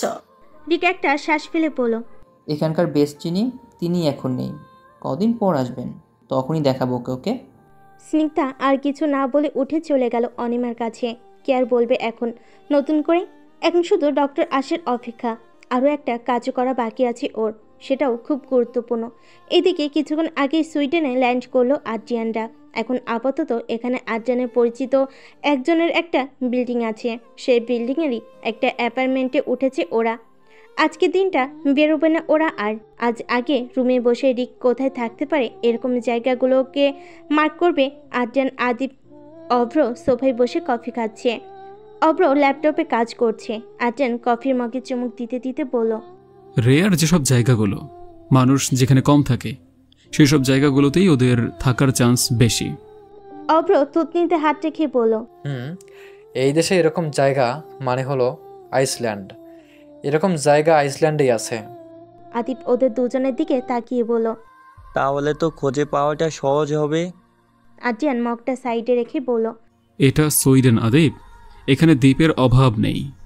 অভ্র আদ্রিয়ানের কথায় সম্মতি জানিয়ে বলল, এক্স্যাক্টলি, সবগুলো খুঁজতে অনেকটা সময় লাগবে।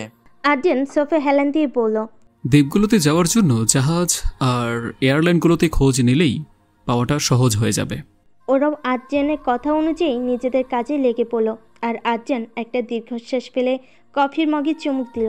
যা করার খুব তাড়াতাড়ি করতে হবে ওকে। আর 2টা দিন পার হয়ে গেল। এর মধ্যে রিক অনিমার সাথে কোনো রকম খারাপ ব্যবহার করেনি। আর স্নিগ্ধার সাথে অনিমার সম্পর্কটাও অনেক বেশি ভালো হয়ে গেছে। কিন্তু হঠাৎ করেই মুড চেঞ্জ হয়ে যাওয়ার সমস্যাটা এখনও অনিমার মধ্যেই আছে। রিক ওর রুমে বসে এক মনে ভেবে চলেছে যে স্নিগ্ধা আসার পর অনিমার মধ্যে পরিবর্তনগুলো খুব বেশি না হলেও এখানে মাঝে মাঝে হালকা হাসি ফোটে ওর মুখে। একটু হলেও ও ভালো থাকে। আচ্ছা, সত্যি কি তাহলে ওই ভুল? ও নিজে ইচ্ছাকৃতভাবে অনিমার জীবন থেকে ওর খুব খুশি কেড়ে নিচ্ছে? তবে যাই হোক, ও মনে মনে ঠিক করে নিয়েছে যে অনিমার সাথে কোনো খারাপ ব্যবহার ও আর করবে না। এসব চিন্তা করতে করতেই ওর ফোন বেজে উঠল। স্ক্রিনে একবার তাকিয়ে ফোনটা রিসিভ করে বলো, হ্যাঁ মা বলো। কবি শেখ রাগী কণ্ঠে বললেন, কি আর বলবো, আমার কোনো কথা শোনো তুমি, নাকি শোনার প্রয়োজন মনে করো? রিক পুরকুচকে বলো, কী সব বলছো মামা? কবি শেখ ঝাঁঝালো কণ্ঠে বলেন, ভুলটা কি বলেছি? তোমাকে বললাম কতবার যে সিনাগ্ধকে ওইখানে নিয়ে যেও না, কিন্তু না, তুমি তো ওই মেয়ের প্রেমে অন্ধ হয়ে গেছো, তাই না? তাই ওর ভালোর জন্য আমার বারণ সত্ত্বেও সিনাগ্ধকে নিয়ে গেলে। রিক বিরক্ত হয়ে বলল, হয়েছে কি বলবে? কবি শেখ হতাশার একটা নিঃশ্বাস ফেলে বলল, ওই সিনাগ্ধ আদ্রিয়ানকে জানিয়ে দিয়েছে যে তোমরা কোনো আইসল্যান্ডের কোথায় আছো। রিক অবাকের চরমসীমায় পৌঁছে বলল, হোয়াট? কবি শেখ বিরক্তি ঝেড়ে বললেন, এখন আর হোয়াট বলে কি হবে, যা করার তো করেই ফেলছো। বরাবর বলেছিলাম যে ওই মেয়ের প্রেমে এত গদগদ হয়ে যেও না। এবার দেখো তো আমার কথা না শুনে কি হলো। এখন পারলে আদ্রিয়ানে আসার আগে আনিমাকে এইখান থেকে সরাও। এবার অন্তত বুঝতো তোমার খারাপের জন্য বলি না কিচ্ছু, তাই পারলে আমার কথাটা শোনো। রিক রাগী স্থির কণ্ঠে বলল, রাখছি। মানুষ ছোটবেলা থেকে যেরকম পরিবেশ আর পরিস্থিতিতে বেড়ে ওঠে স্বভাবত সে সেরকমই তৈরি হয়। সাইকোলজি সেটাই বলে। আর কিছু ক্ষেত্রে ছোটবেলা থেকেই কিছু মানুষের দ্বারা প্রভাবিত হয় স্বভাব থেকে যায় অনেকের।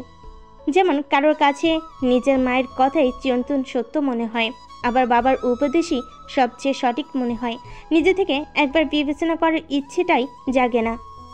রিকের ক্ষেত্রে ব্যাপারটা সেরকমই হয়েছে। ছোটবেলা থেকেই ওর মামার দ্বারা একটু বেশি প্রভাবিত ও, যা চাইলেও হুট করে ছাড়া সম্ভব না।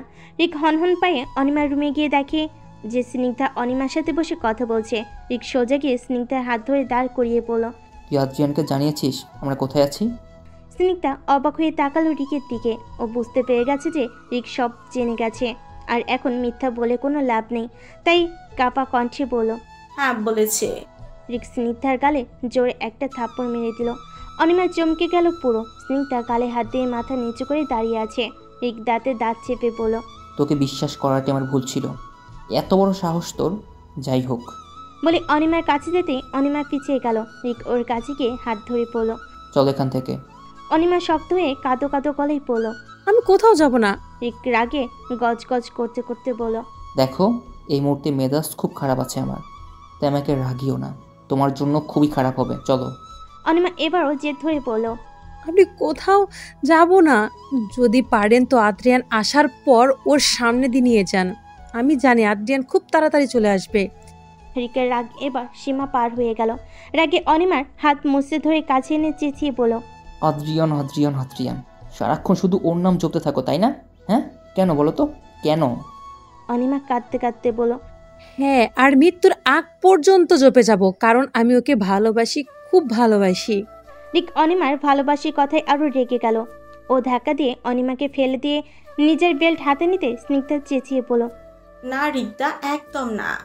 রিককে স্নিগ্ধার হাত ধরে টেনে রুমের বাইরে ধাক্কা দিয়ে পাঠিয়ে দরজা লক করে দিল। স্নিগ্ধা দরজা ধাক্কাতে ধাক্কাতে বলল, রিক্তা প্লিজ, ওর কোনো দোষ নেই এখানে, প্লিজ মেরো না ওকে। রিক বেল্ট খুলতে খুলতে অনিমার দিকে এগোতে এগোতে বলল, সারাদিন আদ্রিয়ান নাম জপবে তাই না? আজকে আদ্রিয়ানের নামটাই ভুলিয়ে দেবো তোমাকে। অনিমা বসা অবস্থায় কাঁদতে কাঁদতে হালকা পিছিয়ে যেতে লাগলো। কিছু বলবে সেই শক্তি ওর মধ্যে নেই। কেমন যেন মাথা ঝিম ধরে আসছে ওর, সব ঝাপসা লাগছে। স্নিগ্ধা সমানে দরজা ধাক্কিয়ে যাচ্ছে। রিক বেল্টতে আঘাত করতে যাবে তখনই খেয়াল করলো অনিমার নাক দিয়ে রক্ত বের হচ্ছে। সেটা দেখে রিকের হাতের বেল্ট পড়ে গেল। রিক তাড়াতাড়ি অনিমার সামনে বসে ওকে ধরে বলল, এই অনি, কি হয়েছে তোমার? দেখো তুমি ভয় পেও না, মারবো না আমি তোমাকে, আই সোয়ার। কিন্তু অনিমার নাক দিয়ে রক্ত বেরিয়ে যাচ্ছে আর শরীর ছেড়ে দিচ্ছে ও। রিক তাড়াতাড়ি উঠে দরজা খুলে স্নিগ্ধার দিকে তাকিয়ে বলল, স্নিগ্ধু অনি। স্নিগ্ধাকে আজ এত বছর পর রিক স্নিগ্ধু বলে ডেকেছে, কিন্তু স্নিগ্ধার সেটা নিয়ে বাবার সময় নেই। ও তাড়াতাড়ি ভেতরে গিয়ে অনিমার অবস্থা দেখে চেঁচিয়ে বলল, কি করছো তুমি ওর সাথে? রিক কাঁপা কাঁপা গলেই পড়ল, আমি যে জানি না কিভাবে কি হয়েছে ওর। স্নিগ্ধা অনিমাকে চেক করছে। এর মধ্যেই অনিমা আস্তে করে চোখ বন্ধ করে ফেল। রিকের বুকের ভেতরে ধক করে উঠল সেটা দেখে। রিক দ্রুত গিয়ে অনিমার মাথাটা কোলে নিল। নাক থেকে বের হওয়ার রক্ত অনিমার মুখ রক্তাক্ত হয়ে গেছে। রিক অনিমার গালে হাত দিয়ে ঝাঁকিয়ে বলল, অনি, এই অনি, তাকো আমার দিকে, দেখো বেল কিন্তু এখানেই আছে, আমি রেগে গেলে কিন্তু সত্যি মারবো। ওঠো ড্যামিট। আচ্ছা ফাইন, তুমি যা চাইবে তাই হবে, আমি আর আটকে রাখবো না তোমাকে, যেখানে খুশি তুমি যেতে পারো, আই প্রমিস। তুমি তাকাও প্লিজ অনি। কিন্তু অনিমা কোনো রেসপন্স করছে না। স্নিগ্ধা তো কেঁদে দিয়েছে। আর এর মধ্যে কেউ চিৎকার করে উঠল, অনি। চিৎকারটা শুনে রিক স্নিগ্ধা দুজনে চমকে তাকালো পেছনের দিকে। অনিমাকে এভাবে দেখে সম্পূর্ণ স্তম্ভিত হয়ে গেছে আদ্রিয়ান। আদ্রিয়ানকে দেখে রিক অনেকটা চমকে গেল। সেদিকে পাত্তা নিতে অনেকে ডাকতে লাগলো। আদ্রিয়ান কিছুক্ষণ হতভম্ব হয়ে তাকিয়েছিল অনিমার দিকে। যখন ওর মস্তিষ্কে এই কথাটা ধাক্কা লাগলো যে অনিমা ওভাবে অজ্ঞান হয়ে পড়ে আছে, তখন আর এক মুহূর্ত দেরি না করে দ্রুত অনিমার কাছে হাঁটু ভেঙে বসে রিকের কাছ থেকে ওকে নিজের কোলে নিয়ে পড়ল। জান পাখি, কি হয়েছে তোমার? দেখো চলে এসেছি আমি, এক্ষুনি নিয়ে যাবো আমি তোমাকে। চোখ খোলো না প্লিজ। এটুকু বলে অনিমাকে নিজের সাথে শক্ত করে জড়িয়ে ধরলো। আর্যেন পাগলের মতো করছে, আশেপাশে কি হচ্ছে না হচ্ছে কিচ্ছু খেয়াল নেই ওর। ওর সামনে রিক আছে, স্নিগ্ধা আছে, সেসব নিয়ে কোনো মাথা ব্যথা নেই ওর মধ্যে। রিক এক দৃষ্টিতে তাকিয়ে আছে আর্যেনের দিকে। স্নিগ্ধা আর্যেনের দিকে তাকিয়ে বলল, ভাইয়া ওকে হসপিটালে নিয়ে যেতে হবে, আমি এভাবে কিছুই বুঝতে পারছি না, প্লিজ তাড়াতাড়ি করুন। আর্যেন নিজেকে সামলে নিয়ে অনিমাকে কোলে নিয়ে দ্রুত বেরিয়ে গেল রুম থেকে। স্নিগ্ধাও পেছন পেছন দৌড়ে গেল। রিক ওখানে পাথরের মতো বসে আছে, কিছু একটা ভেবে নিজেকে সামলে নিয়ে উঠে বেরিয়ে গেল। আর্যেন অনিমাকে নিয়ে সিঁড়ি দিয়ে নামতে গেলেই ওর সামনে একজন লোক এসে দাঁড়ায়। লোকটি বাঙালি। আর্যেন পাত্তা নিতে নামতে গেলেই লোকটি বলল, রিক চৌধুরী বাড়িতে আছেন, আসলে একজন পেশেন্টকে দেখতে আসতে বলেছিলেন। আর্যেন শেষের কথাটা শুনে থমকে গেল। স্নিগ্ধা এসে বলল, হ্যাঁ ভাইয়া, ইনি এখানকার বেস্ট সাইকিয়াট্রিস্ট। আর্যেন রাগী কণ্ঠে বলল, আরে ওর নাক দিয়ে রক্ত পড়ছে, হসপিটালে নিয়ে যেতে হবে ওকে। তখনই রিক এসে হাঁপানো কণ্ঠে বলল, হসপিটালে নিয়ে যেতে সময় লাগবে অনেক, অত সময় নেওয়া ঠিক হবে না, রক্ত পড়া বন্ধ হয়ে গেছে। তার মানে খুব বেশি মারাত্মক কিছু না এটা। আমি ডক্টরকে ফোন করছি, উনি পুরো টিম নিয়ে আসছেন, ততক্ষণ উনি দেখুক। ওকে নিয়ে রুমে এসো। আর্যেন কিছুক্ষণ রিকের দিকে তাকিয়ে থেকে স্থির কণ্ঠে বলল, রুমটা দেখিয়ে দাও। রিক মাথা নামিয়ে নিয়ে বলল, আমার সাথে এসো। রিক এগিয়ে গেল আর আর্যেন অনিমাকে কোলে নিয়ে ওর পেছন পেছন গেল। সাইকিয়াট্রিস্ট ও ওদের পেছন পেছন গেল। স্নিগ্ধা অবাক হয়ে তাকিয়ে আছে দুজনের দিকে। এখন যেরকম পরিস্থিতি, দুজনের মধ্যে তো মারামারি লেগে যাওয়ার কথা, কিন্তু এখন ওদের দুজনের মূল ফোকাস শুধু অনির ওপর, আর কোনো কিছুরই খেয়াল নেই ওদের মধ্যে। সত্যিকারের ভালোবাসাগুলো হয়তো এমনই হয়। এসব ভেবে মুচকি হাসলো স্নিগ্ধা। তারপর ও ওদের কাছে গেল। ডক্টর অনিমাকে চেক আপ করছে, ওর হাতে স্যালাইন লাগানো। আর্যেন অনিমার পাশে ওর হাত ধরে বসে আছে। রিক পায়ের দিকটাই মুখ হাত দিয়ে চেপে ধরে বসে আছে। চাইলেই ও আর স্নিগ্ধাই চেক আপ করতে পারত, বাট কোনো মেশিন ছাড়া শুধু হাতের সাহায্যে সম্ভব ছিল না সেটা। আর স্নিগ্ধা ওপর পাশের কর্নারে বসে ডক্টরকে হেল্প করছে চেক আপ করতে। আদিপ আর অভ্রও চলে এসেছে। ওরা এতক্ষণ বাইরেটাই সামাল দিচ্ছিল। প্রায় আধা ঘন্টা চেক আপ করার পর ডক্টর উঠে দাঁড়াতে আর্যেন আর রিক দুজনেই একসাথে দাঁড়িয়ে বলে উঠল, এনিথিং সিরিয়াস ডক্টর? ডক্টর অবাক হয়ে দুজনের দিকে তাকালো, তারপর একটা শ্বাস নিয়ে বলল, no, but it could be is she has any mental pressure too much. Snigdha বলে উঠল, yes doctor, she is, but what's the matter? Doctor ওদের দিকে তাকিয়ে বললেন, Actually, somehow she had no mass pressure in her brain, and that's why she had a small hits on her nerve and started bleeding. But now everything is fine, don't worry. ওরা সবাই একটা স্বস্তির নিঃশ্বাস পেল। Doctor ওদের বিদায় দিয়ে চলে গেল। এরপর সেই বাঙালি সাইকিয়াট্রিস্ট ওদের উদ্দেশ্যে বললেন, মিস্টার চৌধুরীর কাছে যতটুকু শুনছি তাতে এতটুকু বুঝতে পেরেছি যে উনি কোনো কারণে প্রচুরভাবে ট্রমাটাইজ, আর উনি হাই পাওয়ারের ওষুধও নিতেন হয়তো। ইউজুয়ালি সেই ওষুধ দেওয়া বন্ধ হয়ে গেলেই হঠাৎ এরকম প্রবলেম বেশি হয়। আর্জেন একটা শ্বাস ফেলে বলল, ইয়েস ডক্টর, ওষুধ নিত, আর কিছুদিন যাবৎ সেটা নেওয়া বন্ধ করে দিয়েছে। বলেই কঠোর দৃষ্টিতে রিকের দিকে তাকালো। রিক বেশ অবাক হয়ে বলল, ওষুধ নিত মানে? কি হয়েছিল ওর? ডক্টর বললেন, হ্যাঁ, আমাকে প্লিজ শুরু থেকে সব বলুন, নইলে আমি কিছু বলতে পারছি না। আদ্রিয়ান কিছুক্ষণ চুপ থেকে তারপর শুরু থেকে সবটাই খুলে বলল ডক্টরকে। সবটা শুনে রিক পুরো হতভম্ব হয়ে গেল। বেড ধরে বসে পড়ল ও। ডক্টর বলেন, এমনিতেই এরকম অবস্থা, তারপরে ঔষধ বন্ধ করে দিয়েছেন, আবার এতটা মেন্টাল প্রেশার দিচ্ছেন। আপনাদের ভাগ্য ভালো মেয়েটা এখনো পাগল হয়ে যায়নি। যাই হোক, ওষুধগুলো কন্টিনিউ করুন আর একটু খেয়াল রাখুন, তাতেই হবে। বলে উনিও চলে গেলেন। রিক নিজের মাথায় চেপে ধরে ভাবতে শুরু করলো যে ও কি কি করেছে, যেখানে আগে থেকে মেয়েটার লাইফ এতটা কমপ্লিকেটেড হয়ে আছে, সেখানে ও গিয়ে সেই জীবনটাকে আরও কমপ্লিকেটেড করে দিয়েছে। বারবার অনিমার গায়ে হাত তোলা, ওকে কষ্ট দেওয়া সব চোখে ভেসে উঠছে।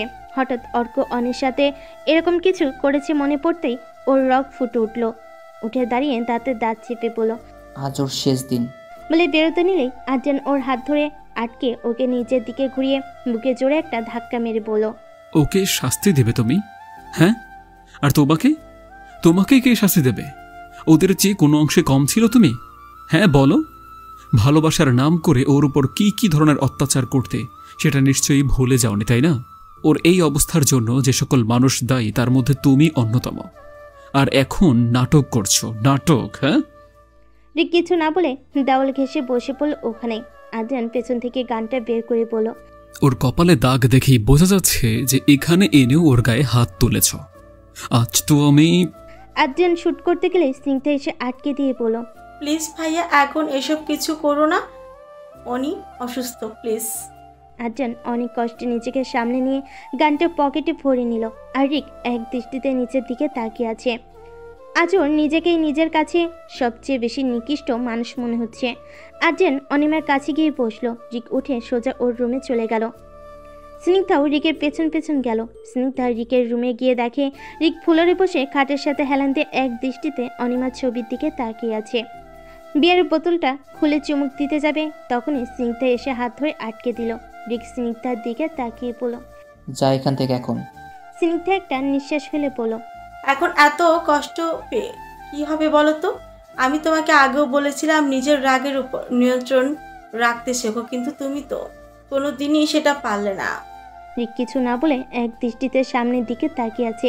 স্নিগ্ধা আবার বলল, তুমি বলতে না যে অনিমা কেন এত আদ্রিয়ান করে? ওনার মধ্যে এমন কি আছে যেটা তোমার মধ্যে নেই? জানো কি পার্থক্য তোমাদের? অনিমা যখন তোমাকে অ্যাভয়েড করতো বা কথা শুনতো বা কথা শুনতো না, তুমি ওর গায়ে হাত তুলে জোর করে ওকে নিজের কাছে রেখে কথা শুনতে বাধ্য করতে। অথচ তোমার ভয়ে ও আদ্রিয়ান ভাইয়াকে অ্যাভয়েড করেছিল, কথা শুনেছিল না। তখনও কিন্তু আদ্রিয়ান ভাইয়া জোর করে ওকে দিয়ে নিজের কথা শুনিয়েছে, কিন্তু মারধর করে নয়, নিজের ভালোবাসা দিয়ে। ভালোবেসেই জোর খাটাতো অনিমার উপর। ওনার কাছে সবচেয়ে বেশি ইম্পর্টেন্স ভালোবাসার মানুষের ভালো থাকা, আর তোমার কাছে সবচেয়ে বেশি ইম্পর্টেন্স ওকে নিজের করে রেখে দেওয়া। এটাই পার্থক্য তোমাদের মধ্যে। রিক কিছু না ভেবে স্নিগ্ধাকে জড়িয়ে ধরল। স্নিগ্ধা তো পুরো শকড হয়ে আছে।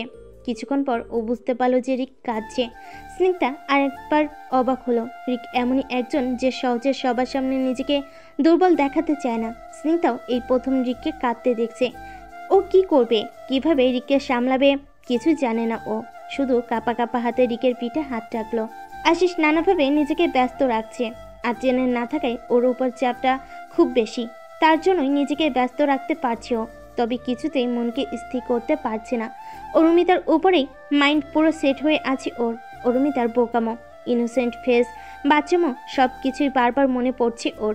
আর তার চেয়েও বেশি মনে পড়ছে শেষে অরুমিতার বলা কথাগুলো। বুকের ভেতরে হঠাৎ করে এক অসহ্য যন্ত্রণা হয় ওর। কিন্তু এরকম কেন হচ্ছে? এমন তো হওয়ার কথা ছিল না। আর এইদিকে অরুমিতা বাইরে দিয়ে স্ট্রং থাকলেও ভেতর ভেতর প্রতিনিয়ত কুমড়ো মরে। যত হোক, প্রথম ভালোবাসা ছিল আশিস ওর। তবে ও ঠিক করে নিয়েছে ওর যত কষ্টই হোক আশিসকে কোনোদিন ক্ষমা করবে না ও, কোনো দিনও না। অনিমা আস্তে আস্তে চোখ খুলে তাকালো। নাকের ভেতর জ্বালা করছে, মাথাটাও ব্যথা করছে। ভালোভাবে চোখ খুলে তাকিয়ে দেখতে পেল আদ্রিয়ান ওর হাত ধরে বসে আছে। অনিমা অবাক হয়ে গেল। ওর মনে হচ্ছে ও স্বপ্ন দেখছে। উঠে বসার চেষ্টা করতে আদ্রিয়ান ওকে ধরে উঠিয়ে বসালো। অনিমা এখনো অবাক হয়ে তাকিয়ে আছে আদ্রিয়ানের দিকে। আদ্রিয়ান মুচকি হেসে ভুরু নাচিয়ে বলল, কি ব্যাপার ম্যাডাম, আমাকে দেখতে কি ভূতের মতো লাগছে যেভাবে তাকিয়ে আছো? এটা শোনার পর আস্তে আস্তে অনিমা বুঝতে পারলো যে স্বপ্ন দেখছে না, সত্যি আদ্রিয়ান ওর সামনে আছে। অনিমা চলো চলো চোখে আস্তে আস্তে অনিমার গালে হাত রাখলো। আদ্রিয়ান অনিমার হাতটা ধরে তাদের ছোট্ট করে একটা কিস করলো। অনিমা হুট করে আদ্রিয়ানকে জড়িয়ে ধরে ফুপিয়ে কেঁদে দিল। আদিপ আর অভ্র একে অপরের দিকে তাকিয়ে মুচকি এসে রুম থেকে বেরিয়ে গেল। অনিমা কেঁদে যাচ্ছে এক নাগারে। আদ্রিয়ান অনিমাকে শক্ত করে নিজের সাথে জড়িয়ে ধরে বলল, চান পাখি, প্লিজ স্টপ ক্রাই। তুমি জানো আমার এটা সহ্য হয় না, তবুও তুমি কাঁদবে? অনিমার কান্না থামার বদলে আরো বেড়ে গেল। আদ্রিয়ান অনিমার মাথায় হাত বুলিয়ে বলল, আচ্ছা এখন তো আমি এসে গেছি তাই না, তবু এভাবে কাঁদবে? আমার কষ্ট হচ্ছে তো। অনিমা ভাঙা গলায় বলল, প্লিজ আপনি আমাকে ছেড়ে কোথাও যাবেন না প্লিজ। আদ্রিয়ান মুচকি হেসে বলল, তোমাকে ছাড়ার জন্য কি কষ্ট করে এত দূর এসেছি নাকি? বাচ্চাটা ছাড়তে পারলেও তোমাকে ছাড়তে পারবো না চান পাখি। ওদের দুজনকে দরজায় দাঁড়িয়ে এক দৃষ্টিকে দেখছে রিক। তবে ওর আজ একটু রাগ হচ্ছে না, তবে কষ্ট হচ্ছে, এক অদ্ভুত কষ্ট হচ্ছে। মৃত্যুটা জ্বলে যাচ্ছে ওর। রিকের কাঁধে কেউ হাত রাখতেই রিক ঘুরে দাঁড়িয়ে দেখলো স্নিগ্ধা। স্নিগ্ধা বলল, কি ভাবছ? রিক অনিমা আর আদ্রিয়ানের দিকে তাকিয়ে বলল, ওদেরকে দেখছি সত্যি খুব ভালোবাসে একে অপরকে। আমি এতদিন ওদের লাভ স্টোরির ভিলেন হয়েছিলাম, তবে আর রব না। আজ থেকে ওদের জীবনের কোনো বাধা হয়ে থাকবো না আমি। ওরা যেভাবে থাকতে চায় সেভাবেই থাকুক। স্নিগ্ধা অবাক হলো রিকের কথায়। অবাক হয়েই বলল, ভেবে বলছো তো? রিক মুচকি হেসে চোখের কোণে হালকা জলটা মুছে নিয়ে বলল, প্রথমবার মন থেকে কোনো সিদ্ধান্ত নিয়েছি, ভুল করব না। আজ যখন অনির ওরকম অবস্থা হলো, ঠিক তখনই বুঝতে পেরেছি ভালোবাসার মানুষটার ভালো থাকাই সবচেয়ে বেশি ইম্পর্ট্যান্ট, আর কিছুই না। ও আজজনের সাথে ভালো থাকবে, এটাই বড় কথা। আমি না হয় ওয়ান সাইডার লাভার হয়েই জীবনটা কাটিয়ে দেব। এত বছর ধরে ভালোবেসেছি ঠিকই, কিন্তু ভালোবাসার আসল মানেটা আজকে বুঝতে পারছি। আর আমিও চাই ও ভালো থাকুক। ও ভালো আছে এটুকু জেনেই নিজে ভালো থাকার চেষ্টা করব। কি করব, সব কিছু তো সবার ভাগ্যে থাকে না, আর আমি তো নিজের দোষী নিজের ভাগ্যকে হারিয়ে ফেলেছি। স্নিগ্ধা অবাক হয়ে তাকিয়ে আছে রিকের দিকে। হঠাৎ করেই লোকটা কতটা বদলে গেল। রিকে কষ্ট পেতে দেখে ওরও কষ্ট হচ্ছে, কিন্তু কিছু করে নেই। রিক ঘড়ির দিকে তাকিয়ে বলল, আমি একটু আসছি। আদি বা রব্র নিচে বসে আছে। বলে রিক চলে গেল। স্নিগ্ধা ওর যাওয়ার দিকে তাকিয়ে একটা দীর্ঘশ্বাস ফেলো। তারপরও চলে গেল কিচেনে। কি রান্না হচ্ছে দেখতে। অনিমা আদ্রিয়ানকে জড়িয়ে ধরে এখনো কেঁদে যাচ্ছে। আদ্রিয়ান এবার অনিমাকে ছাড়িয়ে ওর চোখ মুছে দিয়ে বলল, অনি, আমি কিন্তু কান্না থামাতে বলেছি, প্লিজ থামো এবার। অনিমা আদ্রিয়ানের দিকে তাকিয়ে ভাঙ্গা গলায় বলল, আমাকে নিয়ে চলুন এখান থেকে প্লিজ। আদ্রিয়ান অনিমার দুই গালে হাত রেখে বলল, যাবে তো? এক্ষুনি নিয়ে যাব তোমাকে, একটু সুস্থ হও। অনিমা অস্থির হয়ে বলল, আমি পুরো সুস্থ আছি, প্লিজ আমাকে এক্ষুনি নিয়ে চলুন। আদ্রিয়ান কিছু একটা ভেবে বলল, আচ্ছা চলো। বলে অনিমাকে কোলে তুলে নিয়ে গেলেই রিক এসে বলল, কোথাও যাবে না ওরা এখন। রিককে দেখেই অনিমা বেশ ঘাবড়ে গেল। আদ্রিয়ানের শার্ট খামচে ধরে ওর সাথে লেগে রইল। আদ্রিয়ান অনিমার মাথায় হাত রেখে ওকে আশ্বস্ত করে দাঁড়িয়ে রিকের সামনে গিয়ে বলল, কে আটকাবে আমাদের? তুমি? রিক আদ্রিয়ানের চোখে চোখ রেখে বলল, যদি বলি হ্যাঁ। আদ্রিয়ান চোখ সরিয়ে হালকা হেসে আবার রিকের দিকে তাকিয়ে বলল, তোমার এখনো মনে হয় যে তোমার সেই ক্ষমতা আছে? রিক গম্ভীর কণ্ঠে বলল, আছে। শত্রু হিসেবে না হোক, বন্ধু হিসেবে তো আটকাতেই পারি, তাই না? বলে মুচকি হাসি দিল রিক। আদ্রিয়ান ভুরু কুচকে তাকালো আর ভাবতে শুরু করলো যে রিক অভিনয় করার মানুষ নয়। যা করে, যেটুকু করে সেটুকু প্রকাশ্যে করে। তবে হঠাৎ বদলানোর কারণ কি? অনিমাও রিকের শেষ কথাটুকু শুনে অবাক হয়ে তাকিয়ে আছে ওর দিকে। রিক হেসে বলল, কি ভাবছো? হঠাৎ করে এইভাবে বদলে গেলাম কি করে, তাই তো? হ্যাঁ, দেরিতে হলেও বুঝতে পেরেছি যে ও আমার ভাগ্যে নেই। ও তোমার সাথে ভালো থাকবে, আর ওর ভালো থাকাটাই সবচেয়ে বেশি ইম্পর্ট্যান্ট। জানি আমাকে বিশ্বাস করাটা কষ্টকর, কিন্তু একবার করি দেখো, ঠকবে না। আদ্রিয়ান মুখে হালকা হাসি ফুটিয়ে রিকের কাঁধে হাত রেখে বলল, ভুল সব মানুষই করে, তবে সেটা সঠিক সময়ে বুঝতে পারাটাই সবচেয়ে বড় গুরুত্বপূর্ণ। আর তুমি যদি সত্যিই নিজের ভুলটা বুঝতে পেরে থাকো, তাহলে তার চেয়ে ভালো আর কিছুই হতে পারে না। রিক এবার অনিমার কাছে গেল। রিক অনিমার সামনে বসতেই ও হালকা পিছিয়ে গেল। সেটা দেখে রিক মলিন হেসে বলল, ক্ষমাটুকু চাইতে দেবে না? অনিমা কিছু না বলে চোখ সরিয়ে নিল। রিকের অনিমাকে মুখ সরিয়ে নেওয়াটা বুকে গিয়ে লাগলো, কিন্তু এই ভেবে নিজেকে সান্ত্বনা দিল যে এটা ওর পাওনাই ছিল। রিক এবার সোজা বেড থেকে নেমে অনিমার সামনের ফ্লোরে বসে হাত জোর করেই বলল, আমি জানি আমি সবচেয়ে বেশি অন্যায় তোমার সাথে করেছি। যেই মুহূর্তে আমি তোমার লাইফে এসেছিলাম, আমি চাইলেই পারতাম তোমার জীবনটাকে সুন্দর করতে, কিন্তু আমি জানার চেষ্টাই করিনি যে তোমার লাইফে কোনো প্রবলেম আছে কিনা। যখন তোমার মামার মামি করা টাকা পেয়ে তোমাকে আমায় দিতে রাজি হয়ে গেছিল, আমার সেই মুহূর্তে বোঝা উচিত ছিল যে তোমার সাথে ওখানে কি কি হয়, কিন্তু আমি সেটার বোঝার চেষ্টাও করিনি। জানি আমি যেটা করেছি তার ক্ষমা হয় না, কিন্তু যতক্ষণ তুমি আমাকে ক্ষমা না করবে আমি শান্তি পাবো না। অনেক আমাকে ক্ষমা করো। আমাকে ক্ষমা করা তো সহজ নয়, আই অ্যাগ্রি, কিন্তু প্লিজ কষ্ট করে হলেও আমাকে ক্ষমা করে দাও। I am really very very sorry everything, please Ani, please. রিকের চোখ হালকা ছলছল করছে। অনিমা অসহায় দৃষ্টিতে একবার রিকের জোর করা হাতের দিকে দেখছে, একবার রিকের দিকে। ওর কি করা উচিত ও সেটাই বুঝতে পারছে না। কেউ ওর সামনে হাঁটু ভেঙে বসে হাত জোর করে ক্ষমা চাইলে তাকে ক্ষমা না করাটা কি সত্যিই ঠিক? এরই মধ্যে স্নিগ্ধাও চলে এলো, আর এই দৃশ্য দেখে ও নিজেই অবাক হয়ে গেল। অনিমার চোখ দিয়ে পানি পড়ছে, ও কি করবে কিছু বুঝতে পারছে না। অনিমাকে চুপ থাকতে দেখে রিক এবার অনিমার পা ধরলো। অনিমা চমকে গিয়ে সাথে সাথে পা সরিয়ে নিয়ে পড়ল। প্লিজ, আপনি আমার বড়, এসব করবেন না। রিক মুচকি হেসে বলল, ক্ষমা চাওয়ার অধিকার প্রত্যেক অপরাধীর আছে, সেখানে বড় ছোট ম্যাটার করে না। প্লিজ ক্ষমা করে দাও। অনিমা আর্যেনের দিকে তাকাতে আর্যেন চোখের ইশারায় বলল ক্ষমা করে দিতে। অনিমা রিকের দিকে তাকিয়ে নিচু কণ্ঠে বলল, আপনি যদি নিজের ভুলটা বুঝতে পেরে থাকেন তাহলে ক্ষমা চাইতে হবে না। আপনি বুঝতে পেরেছেন, সেটাই অনেক। রিক এবার বাচ্চাদের মতো মুখ করে বলল, আজব, চাইলাম চকলেট, তুমি লজেন্স দিয়ে ভাগিয়ে দিচ্ছ। এটা কিন্তু ঠিক না অনি। আমি ওসব বোকা বাচ্চাদের দলে কিন্তু একদমই পড়ি না, যে চকলেটের বদলে লজেন্সের কাজ চালিয়ে নেবে। ওকে? রিকের কথা শুনে অনিমা ফিক করে হেসে দিল। আর্যেন আর স্নিগ্ধাও হাসলো, তবে নিঃশব্দে। রিক মুখ ফুলিয়ে পড়ল, হাসতে বলিনি, সরি অ্যাকসেপ্ট করতে বলেছি। অনিমা হাসতে হাসতে বলল, আচ্ছা করেছি ক্ষমা। আমি এবার কিপি নই যে চকলেটের বদলে লজেন্স দিয়ে দিব। রিক তো অনিমার হাসিটাই দেখেছে, আর ওর ভিতরের অপরাধবোধ আরো বেড়ে যাচ্ছে। এমন একটা দিন ছিল যখন এই মিষ্টি হাসিটাকেই ওর মুখ থেকে কেড়ে নিয়েছিল ও। তবে এটুকু ভেবে ভালো লাগছে যে প্রথমবার হলেও অনিমার হাসির কারণ হতে পেরেছে ও। রিক নিজেকে সামলে নিয়ে অনিমাকে বলল, গার্লফ্রেন্ড তো হলে না, সেটা কোনো ব্যাপারই না, বাট ফ্রেন্ড তো হতেই পারো, তাই না? অনিমা প্রায় অবাক হয়েই তাকিয়ে আছে রিকের দিকে। রিকের এক একটা আচরণে আজ অবাকের উপর অবাক হচ্ছে অনিমা। তবে স্নিগ্ধা একটু অবাক হচ্ছে না, কারণ রিকের এই রূপ ও আগেও দেখেছে। মাঝখানে কয়েক বছরের জন্য ও হারিয়ে ফেলেছিল ওর ওই রিকটাকে, কিন্তু আজ আবার সেই রূপ দেখতে পাচ্ছে। আর আজ যেন অবাক হয়নি, কারণ ও জানতো যে এটা একদিন হওয়ারই ছিল। রিক অনিমার সামনে চুটকি বাজিয়ে বলল, হ্যালো, বন্ধু হবে না আমার? অনিমা মুচকি হেসে বলল, রিক হালকা হাসলো। আর্যেন এগিয়ে এসে বলল, এবার আমাদের বেরোতে হবে, সন্ধ্যা হয়ে গিয়েছে। রিক আর কিছু বলবে তার আগেই স্নিগ্ধা বলল, বেরোতে হবে মানে কি ভাইয়া? আজ আপনাদের কোথাও যাওয়া হচ্ছে না, ডিনারের ব্যবস্থাও করা হচ্ছে। আদিবার অভ্র ভাইয়াকেও বলা হয়ে গেছে, আপনি থাকলে ওনারাও থাকবেন। আর্যেন বলল। কিন্তু রিক আর্যেনকে থামিয়ে দিয়ে বলল, কোনো কিন্তু না। দেখো, এখানে থাকার কারণটা আর নেই, সো কালকেই ফিরে যাবো আমরা বাংলাদেশে।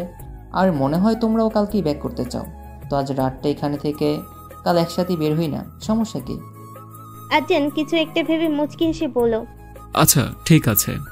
স্নিগ্ধা খুশি হয়ে বলল, চলো তো, আপাতত স্ন্যাক্সের ব্যবস্থা হয়ে গেছে, নিচ অবধি ভাইয়ারা ওয়েট করছে। আর্যেন স্নিগ্ধার দিকে তাকিয়ে বলল, তোমরা দুজন যাও, আমি অনেকে নিয়ে আসছি। রিক আর স্নিগ্ধা নিচে চলে গেল। আর্যেন অনিমার কাছে বসে বলল, এটাই ভাবছো তো যে হঠাৎ রিক এত বদলে গেল কি করে? অনিমা আর্যেনের দিকে তাকিয়ে বলল। আর্যেন অনিমাকে এক হাতে জড়িয়ে ধরে বলল, দেখো, ও একটু বকে গিয়েছিল ঠিকই, কিন্তু মনের দিক দিয়ে খুব একটা খারাপ নয়। আর এইসব মানুষদের নিজের ভুল সম্পর্কে বুঝতে খুব বেশি সময় লাগে না, শুধু হঠাৎ কোনো এক ঘটনায় যথেষ্ট, বুঝেছ? অনিমা মাথা নাড়ল। আর্যেন অনিমার মাথায় একটা চুমু দিয়ে মনে মনে ভাবলো, তুমি ভাবলে কি করে যে তোমাকে এত কষ্ট দিয়েছে তাকে আমি ক্ষমা করে দেব? ও শাস্তি পাচ্ছে, আর ভবিষ্যতেও পাবে, তবে শারীরিক নয়, মানসিক। তারপর কয়েকবার বড় কয়েকটা মানসিক ধাক্কার সম্মুখীন হবে ও। তাই ওকে আর বিশেষ কোনো শাস্তি দিলাম না। এসব ভেবে অনিমার দিকে তাকিয়ে বলল, এই কয়েকটা দিন অনেক কষ্ট হয়েছে তোমার, তাই না? আমারই আরেকটু চোখ কান খোলা রাখা উচিত ছিল। I am sorry. বাদ দিন এসব, এখন তো সব ঠিকই হয়ে গেছে। আর্যেন অনিমার মাথায় হাত বুলিয়ে কিছু একটা ভাবতে ভাবতে বলল, এখনো সব ঠিক হয়নি। মিস্টার সিনিয়রের সাথে এত বড় অন্যায় যারা করেছে তাদের শাস্তি দেওয়া এখনো বাকি আছে। অনিমা ভুরু কুঁচকে বলল, মিস্টার সিনিয়র? আর্যেন অনিমাকে কোলে তুলে নিয়ে বলল, কিছু না, এখন নিচে চলো, ওরা ওয়েট করছে। অনিমা আর কিছু বলার সুযোগ না দিয়ে ওকে নিয়ে নিচে চলে গেল। ও অরুমিতা, তীব্র আর স্নেহা অফিস করে বাইরে ফুচকা খাচ্ছে। আপাতত ওরা ফ্রেশ মাইন্ডে আছে, কারণ আদ্রিয়ান ওদের ফোন করে জানিয়ে দিয়েছে সব ঠিক আছে, তাই ওরা এখন ফ্রেশ মাইন্ডে এনজয় করছে। হঠাৎ করে ওরা আশিসকে দেখতে পেল। আশিস আর অরুমিতার মধ্যকার সমস্যাটা তীব্র আর স্নেহা জানে না। স্নেহা আশিসকে দেখে বলল, আরে আশিক ভাইয়া। কারো ডাক শুনে ঘুরে তাকালো আশিস। আশিসকে দেখে অরুমিতার মুখের হাসিটুকু গায়েব হয়ে গেল। আশিস ওদের দেখে এগিয়ে এলো। আশিস এসে অরুমিতার দিকে তাকাতেই অরুমিতা মুখ ঘুরিয়ে ফেল। আশিস অরুমিতার দিকে একবার তাকিয়ে ওদের দিকে তাকিয়ে পড়ল। ভালো আছো? তীব্র হেসে বলল, জি ভাইয়া, আপনি? আশিস ওর মুখে হাসি রেখেই পড়ল, হ্যাঁ ভালো আছি। আশিস ভেবেছিল ওকে দেখে হয়তো অরুমিতা ওখান থেকে চলে যাবে বা মন খারাপ করবে, কিন্তু আশিসকে অবাক করে দিয়ে অরুমিতা ওদের সাথে নিজেদের মতো করে মজা করছে আর ফুচকা খাচ্ছে। যেন আশিসের থাকা বা না থাকা ওর কাছে ম্যাটারই করে না, যে ওর কাছে খুবই খারাপ লাগছে। স্নেহা এক্সাইটেড হয়ে বলল, ভাইয়া ফুচকা খাবেন তো? আশিস নিজেকে সামলে নিয়ে মুচকি এসে বলল, না সময় নেই, আসছে এখন। এটুকু বলে কাউকে কিছু বলার সুযোগ না দিয়ে চলে গেল। তীব্র আর স্নেহা দুজনে অবাক হলো, কিন্তু অরুমিতার কোনো ভাবান্তর হলো না। ও ওর মতো ফুচকা খেয়ে যাচ্ছে। রিক ছাদের কিনারে চুপচাপ বসে আছে। সবকিছু মেনে নিলেও আদ্রিয়ান আর অনিমাকে একসাথে দেখলে বুকের ভেতরে এক অসহ্যকর যন্ত্রণা হয় ওর, কিন্তু ওর কিচ্ছু করেনি। অনিমা ওর ভাগ্যে নেই, সেটাও মেনে নিয়েছে, কিন্তু কষ্টটাকে কিছুতেই কমাতে পারছে না। আজকের মতো এরকম কষ্ট এর আগে ওর আর কখনো হয়নি। চিৎকার করে কাঁদতে ইচ্ছে করছে, কিন্তু সেটাও করতে পারছে না। বুকের ভেতর চেপে রাখা কষ্টটার যন্ত্রণা আরো বেশি হয়, সেটা বেশ বুঝতে পারছে। এরই মধ্যে ওর ফোন বেজে উঠল। এই মুহূর্তে ফোন রিসিভ করার কোনো ইচ্ছে নেই ওর, কিন্তু মামার ফোন তাই রিসিভ করতে ও পাশ থেকে বলল, বাবাই ওইদিকে সব ঠিক আছে তো? রিক একটা চাপা দীর্ঘশ্বাস ফেলে বলল, এতদিন তো ছিল না, এখন সব ঠিক আছে। অভিষেক অবাক কণ্ঠে বলেন, মানে? রিক মুখে মুচকি হাসি ফুটিয়ে বলল, অনিমাকে নিজের কাছে আটকে রাখার পাগলামোটা আমি আর কখনই করব না মামা। এতদিন বুঝতে না পারলেও আজকে বুঝতে পারছি যে ভালোবাসা জোর করে হয় না। ও যদি আদ্রিয়ানের সাথে ভালো থাকতে চায়, থাকুক না। অভিষেক তো চরম অবাক হলো, নিজেকে সামনে নিয়ে বলল, বাবাই কি সব বলছো তুমি? পাগল হয়ে গেছো নাকি? রিক একটা তাচ্ছিলের হাসি দিয়ে বলল, পাগল তো এতদিন ছিলাম মামা, আজকে সুস্থ মস্তিষ্কে বলছি আমি। অভিষেক উত্তেজিত কণ্ঠে বলেন, কিন্তু তুমি না ওকে ভালোবাসো? হার মেনে নেবে? ছেড়ে দিব ওকে? রিক মুচকি এসে বলল, ভালোবাসা হারতে দোষ কোথায় মামা? তাছাড়া আমি যদি সত্যি অনেকে ভালোবেসে থাকে, তাহলে উনি ভালো থাকবে। এর চেয়ে বেশি ভালো আমার কাছে আর কি হতে পারে বলো? অভিষেক স্থির গলায় বলল, কিন্তু বাবাই। রিক অভিষেককে থামিয়ে দিয়ে বলল, কোনো কিন্তু না মামা, আমি জানি তুমি আমার কথা ভেবে এসব বলছো, কিন্তু আমি তো বলেই দিয়েছি যে আমার কোনো সমস্যা নেই, তাই প্লিজ এই বিষয়ে আর কিচ্ছু বলো না। বলেই ফোন রেখে দিল রিক। তারপর এক দৃষ্টিতে আকাশের দিকে তাকিয়ে রইল। স্নিগ্ধা ছাদে রিককে ডাকতে এসে দেখে রিক এক দৃষ্টিতে বাইরের দিকে তাকিয়ে আছে। স্নিগ্ধা গিয়ে রিকের পাশে বসে বলল, আমি জানি রিকদা, তোমার খুব কষ্ট হচ্ছে।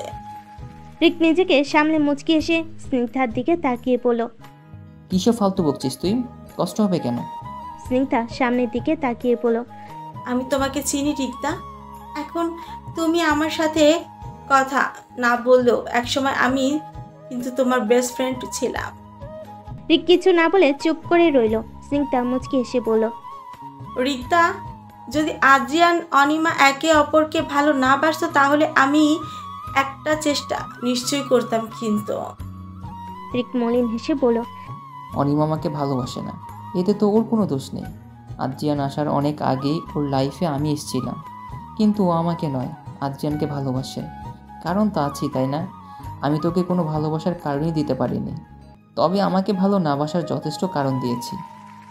স্নিগ্ধা কি বলবে সেটাই বুঝতে পারছি না। কিছুক্ষণ চুপ থেকে রিককে কিছু বলবে তার আগেই রিক বলে উঠল, চল, ওরা নিচে ওয়েট করছে নিশ্চয়ই। এইটুকু বলেই রিক চলে গেল, আর পেছন পেছন স্নিগ্ধাও চলে গেল। সবাই মিলে ডিনার করছে আর টুকটাক কথা বলছে। রিকের আচরণ দেখে কেউ বলবেই না যে এই ছেলেটা সকালেও ওদের শত্রু ছিল। তার চেয়ে বেশি অবাক হয়েছে অনিমা, কারণ এই মুহূর্তে এক নতুন রিককে আবিষ্কার করেছে ও, যে সম্পূর্ণটাই বিপরীত। খাওয়া দাওয়া শেষ করে রিক বলল, আদিপ আর অব্র, তোমরা আমার ডান সাইডের রুমটাতে থাকো। স্নিগ্ধার অনিমা একসাথে, আমি আর আদ্রিয়ান একসাথে। প্রবলেম আছে? আদিপ আর অভ্র সম্মতি জানালো। আদ্রিয়ান কিছু বলছে না, তাই রিক মুচকি হেসে বলল, আরে ভাই, বিয়ের আগে বউকে ছেড়ে থাকার কথা ভাবলেই যদি মুখটা এমন কালো হয়ে যায়, তাহলে বিয়ের পর কি করবে? একটু তো ধৈর্য ধরো, এত বউ পাগল হলে হবে? ওরা সবাই হেসে দিল রিকের কথা শুনে। আর অনিমা লজ্জা পেয়ে মাথা নিচু করে আছে, আর সিংটা এক দৃষ্টিতে তাকিয়ে আছে রিকের দিকে। আজ রিকের এক নতুন রূপ দেখলো ও, কি করে ভেতরের কষ্টটাকে চেপে রেখে মুখে হাসি ফুটিয়ে রেখে দিয়েছে। এটা করা সবার জন্য সহজ নয়। আজেন আর রিকের রুমে বসে আছে, নিজেদের মধ্যে টুকিটাকি কিছু কথা বলছে ওরা। এর মধ্যে বেশ কয়েকবার রিক আজেনের কাছে ক্ষমা চেয়ে নিয়েছে। হঠাৎ আজিয়ান বলল, আচ্ছা, তোমার মনে হয় না যে তোমার বাবা বা মামা যে সকল অন্যায়গুলো করেছে তারা তার শাস্তি পাওয়া উচিত? আজেনের প্রশ্নে রিক কিছুক্ষণ চুপ থেকে একটা শ্বাস ফেলে বলল, মনে হয়। কিন্তু কি বলতো, ওই মানুষ দুটোকে ছোটবেলা থেকেই খুব ভালোবাসি আমি। ছোটবেলায় বুঝতাম না তো, ওনারা যা বোঝাতো সেটাই বুঝতাম, যা করাতো সেটাই করতাম। বড় তো হলাম, কিন্তু সেই অভ্যেসগুলো ছাড়তে পারলাম না। এক পর্যায়ে গিয়ে বুঝতে পারলাম যে এতগুলো ভুল, কিন্তু ওই যে ছোটবেলা থেকে পাওয়া শিক্ষাটাই অভ্যেস হয়ে গেল। সব বুঝেও না বুঝে থাকতে বাধ্য হতাম। শখ করে ডক্টরি পড়েছিলাম, কিন্তু ড্যাডের রাজনৈতিক কাজকর্মে জোর করে ইনভলভ করলো। বিরক্ত লাগতো আমার এইসব, তবুও থাকতে হতো ড্যাডের প্রেশারে পড়ে। তাই জেদ করে হসপিটালে জয়েনই করলাম না। আজান চুপচাপ শুনল রিকের কথা, তারপর রিকের দিকে তাকিয়ে বলল, তোমার বাবা এবং মামা দুজনেই খুনি। একজন মা হারা মেয়ের কাছ থেকে তার একমাত্র সম্বল তার বাবাকে কেড়ে নিয়েছে। আর এছাড়া আর কার কার খুন করেছে তারাই জানে। আর অন্য সব পাপের কথা তো ছেড়েই দাও, তবুও তুমি চাও না যে ওদের শাস্তি হোক? রিক চোখ বন্ধ করে জোরে একটা শ্বাস ফেলে বলল, হ্যাঁ চাই, কিন্তু ওরা যতই খারাপ হোক, আমার বাবার মামা, ওরা খারাপ হলেও আমাকে খুব বেশি ভালোবাসে। ওদের সে ভালোবাসার অসম্মান করতে আমি পারবো না। তোমরা যদি পারো তো দাও না ওনাদের শাস্তি, আমি তোমাদের বাধা দেব না, কিন্তু আমার কাছে থেকে কোনো সাহায্য চেও না প্লিজ। আজান একটা তাচ্ছিলের হাসি হেসে বলল, তোমার কি মনে হয় যে ওরা তোমাকে ভালোবাসে? রিক ভুরকুচকে তাকিয়ে বলল, অফকোর্স বাসে। আমার বাবা আর মামা আমাকে অনেক ভালোবাসে। আজান ওর ব্যাগ থেকে ল্যাপটপটা বার করে বলল, চলো তোমাকে কিছু দেখাই, তাতে হয়তো তোমার এই ধারণাটা ভেঙে যাবে। মিস্টার রঞ্জিত ওনার রুমে বসে চা খাচ্ছেন আর ফাইল দেখছেন। এরই মধ্যে কবির শেখ হনহনে পায়ে ওনার কাছে এসে বসে বলল, জিজু, আপনার ছেলে সব বরবাদ করে দিবে একদিন। মিস্টার রঞ্জিত কাপটা রেখে ভুরকুচকে বলল, আবার কি করেছে? কবির শেখ বিরক্তিকর কণ্ঠে বলেন, মহান আশিক হয়ে গেছে ও। হাসান কোতায়েলের মেয়েকে ছেড়ে দিচ্ছে। ওই মেয়েকে ছেড়ে দেওয়া মানে বোঝেন আপনি কি হবে আপনার? মিস্টার রঞ্জিত অবাক হয়ে বলেন, তুমি বোঝাওনি ওকে? কবির শেখ অস্থিরতা প্রকাশ করে বলেন, বোঝাইনি আবার? আপনার ছেলে শুনলে তো আপনার কি হবে বুঝতে পারছেন? শেষ হয়ে যাবেন আপনি। তোমার রেপুটেশন, ফিউচার সব শেষ হয়ে যাবে যদি ওই মেয়ে খোলা থাকে। আর বাবাই যখন আমার কথা শোনেনি, কারো কথাই শুনবে না। মিস্টার রঞ্জিত চায়ের কাপটা আছড়ে মেরে ভেঙে দাঁতের দাঁত চেপে বলেন, রঞ্জিত চৌধুরী তার পথের কোনো কাঁটাকেই বাঁচিয়ে রাখে না। সেই কাঁটা যদি তার নিজের ছেলেও হয়, তাহলে সেই কাঁটাকে উপড়ে ফেলতে দুবার ভাববো না। কথাটা কবির শেখের ভীষণ ভালো লাগলো, তাই নিজের মনে হাসলেন উনি। মধ্যরাত, সুইডেনে তেমন বৃষ্টি হয় না। প্রতি বছর 22 থেকে 28 মিলিমিটার এর মতো বৃষ্টি হয়, তবে এখন বাইরে গুড়ি গুড়ি বৃষ্টি হচ্ছে। পরিবেশটা নিস্তব্ধ, হালকা ঠান্ডা বাতাসে কেমন একটা শীত শীত ভাব আসছে। প্রকৃতি আজ বেশ গম্ভীর ভাব প্রকাশ করছে। বিছানায় বসে দু হাত দিয়ে মুখ চেপে ধরে আছে রিক। আজেন পাশে বসে বলল, ঘুমাবে না? রিক আজেনের দিকে তাকিয়ে একটা শ্বাস ফেলে আবার সামনে তাকিয়ে বলল, ঘুম আসবে না আজকে আর। আজেন কথাটা শুনে কিছু একটা ভেবে বলল, আচ্ছা চলো দুজনেই একসাথে জেগে থাকি। এমনিতেও তোমার সাথে তেমন কথা হয়নি, আজ একে অপরকে ঠিক করে জেনেই নেওয়া যাবে। রিক মুচকি হাসলো, তারপর উঠে দাঁড়িয়ে বলল, আচ্ছা ঠিক আছে, আমি কফি আনাচ্ছি তাহলে। আজেন সম্মতি জানিয়ে বলল, কফি হলে তো ভালোই হয়, ঘুম ভাব যেটুকু আছে কেটে যাবে। রিক ফোন করে দুমক কফি আনতে বলো।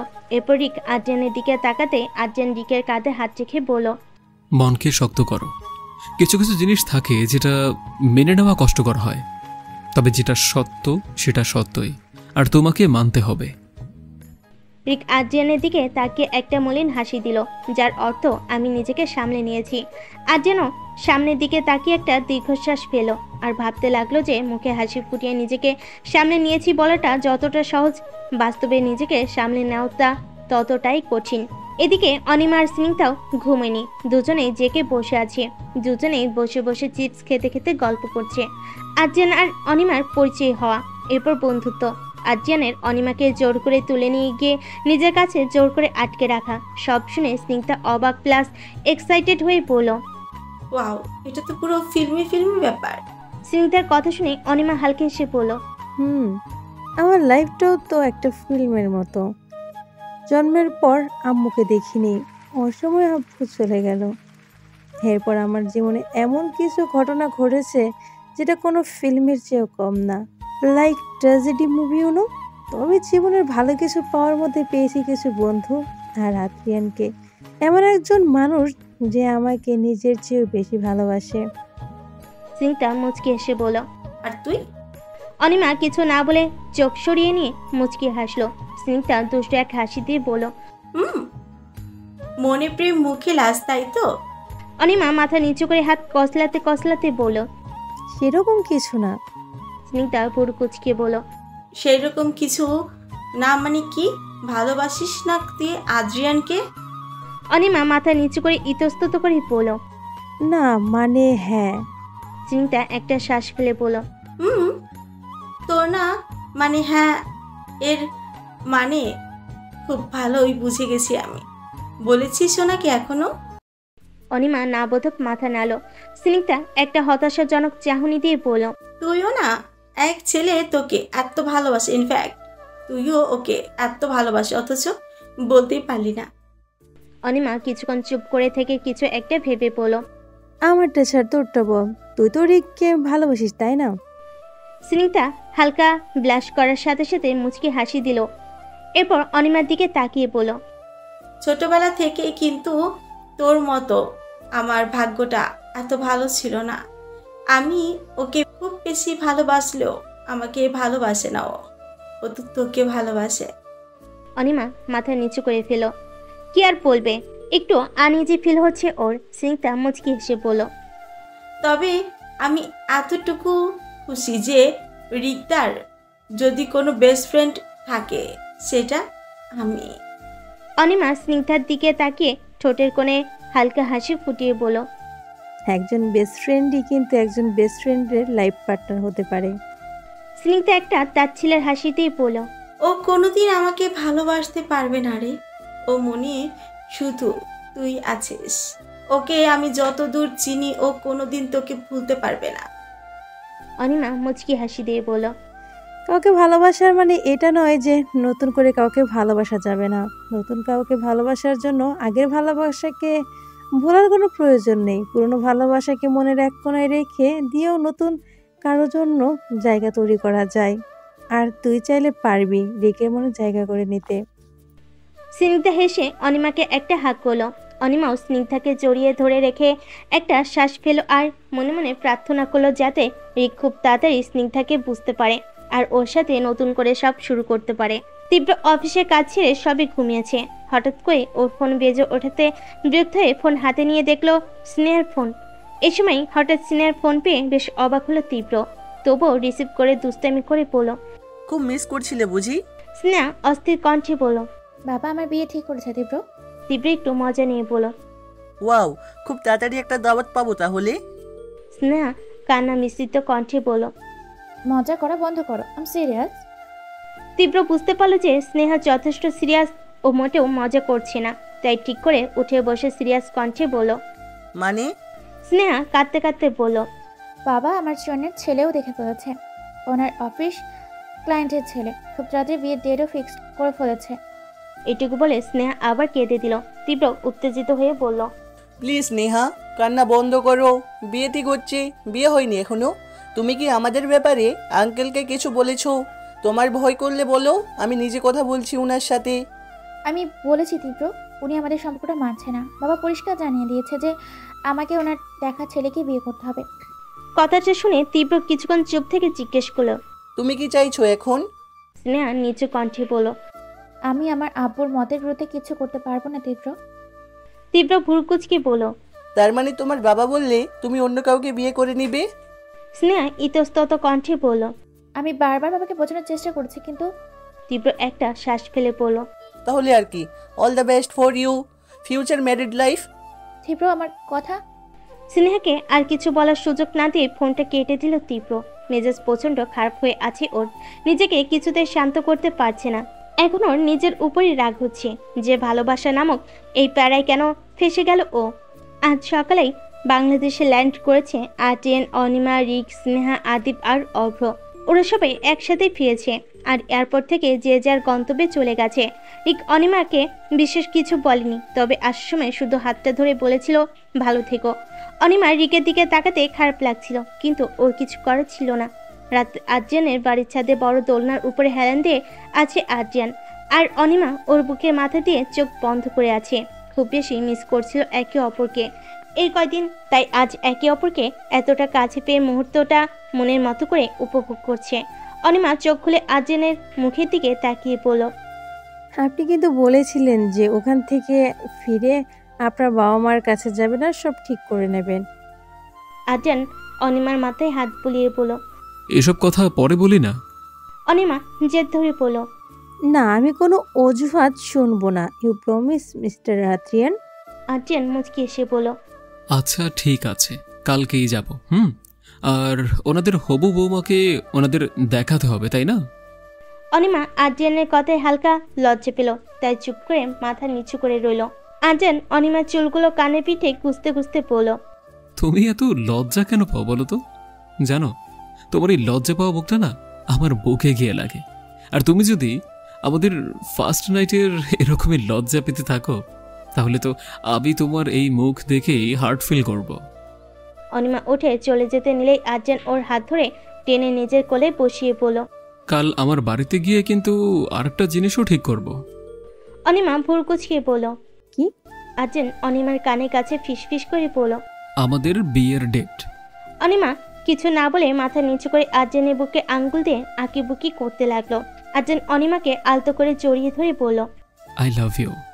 অনিমা কিছু না বলে চোখ বন্ধ করে ওই ম্যাজিক্যাল 3টে ওয়ার্ডকে উপভোগ করলো, কিন্তু আজকেও কোনো এক জড়তার কারণে বলতে পারল না যে I love you too. Mister Ranjit আর কবি শেখ মিস্টার রঞ্জিতের বেডরুমে বসে আছে। ঠিক দরজার কাছে দাঁড়িয়ে স্বাভাবিক ভঙ্গিতে বলল, ডেকেছিলে? মিস্টার রঞ্জিত গম্ভীর কণ্ঠে বললেন, ভেতরে এসো। রিক ভেতর গিয়ে সোজা সোফায় গিয়ে বসলো। কবি শেখও গম্ভীরভাবে বসে আছে। মিস্টার রঞ্জিত রাগী কণ্ঠে বলেন, কি শুরু করেছো কি তুমি? রিক আলসেমি ছেড়ে অত্যন্ত নর্মালভাবে বলল, কি করেছি আমি সেটাই তো বলবে। কবি শেখ এবার মুখ খুলেন। উনিও গম্ভীর কণ্ঠে বলেন, তুমি হাসান কোতাইলের মেয়েকে ওই আর্জিয়ানের কাছে দিয়ে আসনি? রিক এবারও স্বাভাবিকভাবেই বলল, হ্যাঁ তো। মিস্টার রঞ্জিত ছেলের খাত ছাড়া ভাব দেখে ভীষণ রেগে গিয়ে বলেন, ওই মেয়েকে ছেড়ে দেওয়া মানে কি বুঝতে পারছো? ওর খোলা ঘুরে বেড়ানো আমার জন্য কতটা রিস্কি জানো না তুমি? রিক ভুরকুচকে বিরক্তিকর কণ্ঠে বলল, হ্যাঁ জানি। মিস্টার রঞ্জিত এবার আর বসে থাকতে পারলেন না, উঠে দাঁড়িয়ে রাগে ফুঁসতে ফুঁসতে বলেন, কি পেয়েছো কি তুমি? হ্যাঁ, সব কিছু এত নর্মালি নিচ্ছ, আমাদের কথা চিন্তাও করছো না। আর তুমি নাকি ভালোবাসো ওই মেয়েকে, তার কি হলো? উবে গেল নাকি সব ভালোবাসা? আর আমার ছেলে হয়ে তুমি এত সহজে হার মেনে নিলে? রিক এবার শব্দ করে হেসে দিল। জোরে জোরে হাসছে ও। মিস্টার রঞ্জিত কবি শেখ অবাক হয়ে তাকিয়ে রইলেন। রিক কোনো রকমে হাসি থামিয়ে বলল, কাম অন ড্যাড, তোমার কি মনে হয় আমি এত সহজে হার মেনে নিব? আমি তোমার আর মামার দেওয়ার শিক্ষায় বড় হয়েছি ড্যাড। যা করি ঠান্ডা মাথায় প্ল্যান করি। দেখো, অনিমাকে এমনি তো আটকে রাখতে পারতাম না আমি, তাই প্ল্যান করে ওদের টিমে জয়েন করলাম, যাতে ওরা কি করছে, কি প্ল্যান করছে, কি চাল চালছে সবটাই বুঝতে পারি আমি। ওদের টিমে থেকেই ওদের মাত দেওয়াটা খুব সহজ হবে, তাই না? ওরা মাত হলেই তো সব কিছু আমাদের। আজ যেন মরবে, প্রমাণও লোপাট হবে, আর অনিমাও আমার হবে। ওরা না হয় বোকা, তাই আমার নাটকটা বুঝতেই পারলো না, বিশ্বাস করে নিল আমাকে। বাট এই ছোট্ট বিষয়টা তোমাদের মাথায় ঢুকলো না। মিস্টার রঞ্জিত আর কবিশেখ অবাক হয়ে তাকিয়ে রইলেন রিকের দিকে। এরপর দুজনেই হেসে দিলেন। মিস্টার রঞ্জিত হাসতে হাসতেই বলেন, আমি তোমাকে বলেছিলাম না কবিরও আমার ছেলে, এরকম বোকামিও কোনোদিন করবে না, দেখলে তো ঠিক সেটাই হলো। কবিশেখও একটা স্বস্তির নিঃশ্বাস ফেলে বলেন, আরে আমি তাই তো বলি যে বাবাই এমন কেন করবে। আমার আগেই বোঝা উচিত ছিল যে এটা রেক চৌধুরী। রিক হেসে দিয়ে বলল, একজ্যাক্টলি তোমাদের আগেই বোঝা উচিত ছিল আমি রিক চৌধুরী। রঞ্জিত চৌধুরীর রক্ত বইছে আমার শরীরে, আর কবিশেখের শিক্ষা। কাউকে ছেড়ে দেই না আমি, কারো কাছে হার মানা তো দূরের কথা। আর এখনও তো অনেক হিসাব মেটানোর বাকি আছে নাকি? বলে ওনাদের দিকে তাকিয়ে একটা হাসি দিল রিক। মিস্টার রঞ্জিত আর কবিশেখ একই ভঙ্গিতে হাসলেন, যেটাকে বলা হয় বিজয়ের হাসি।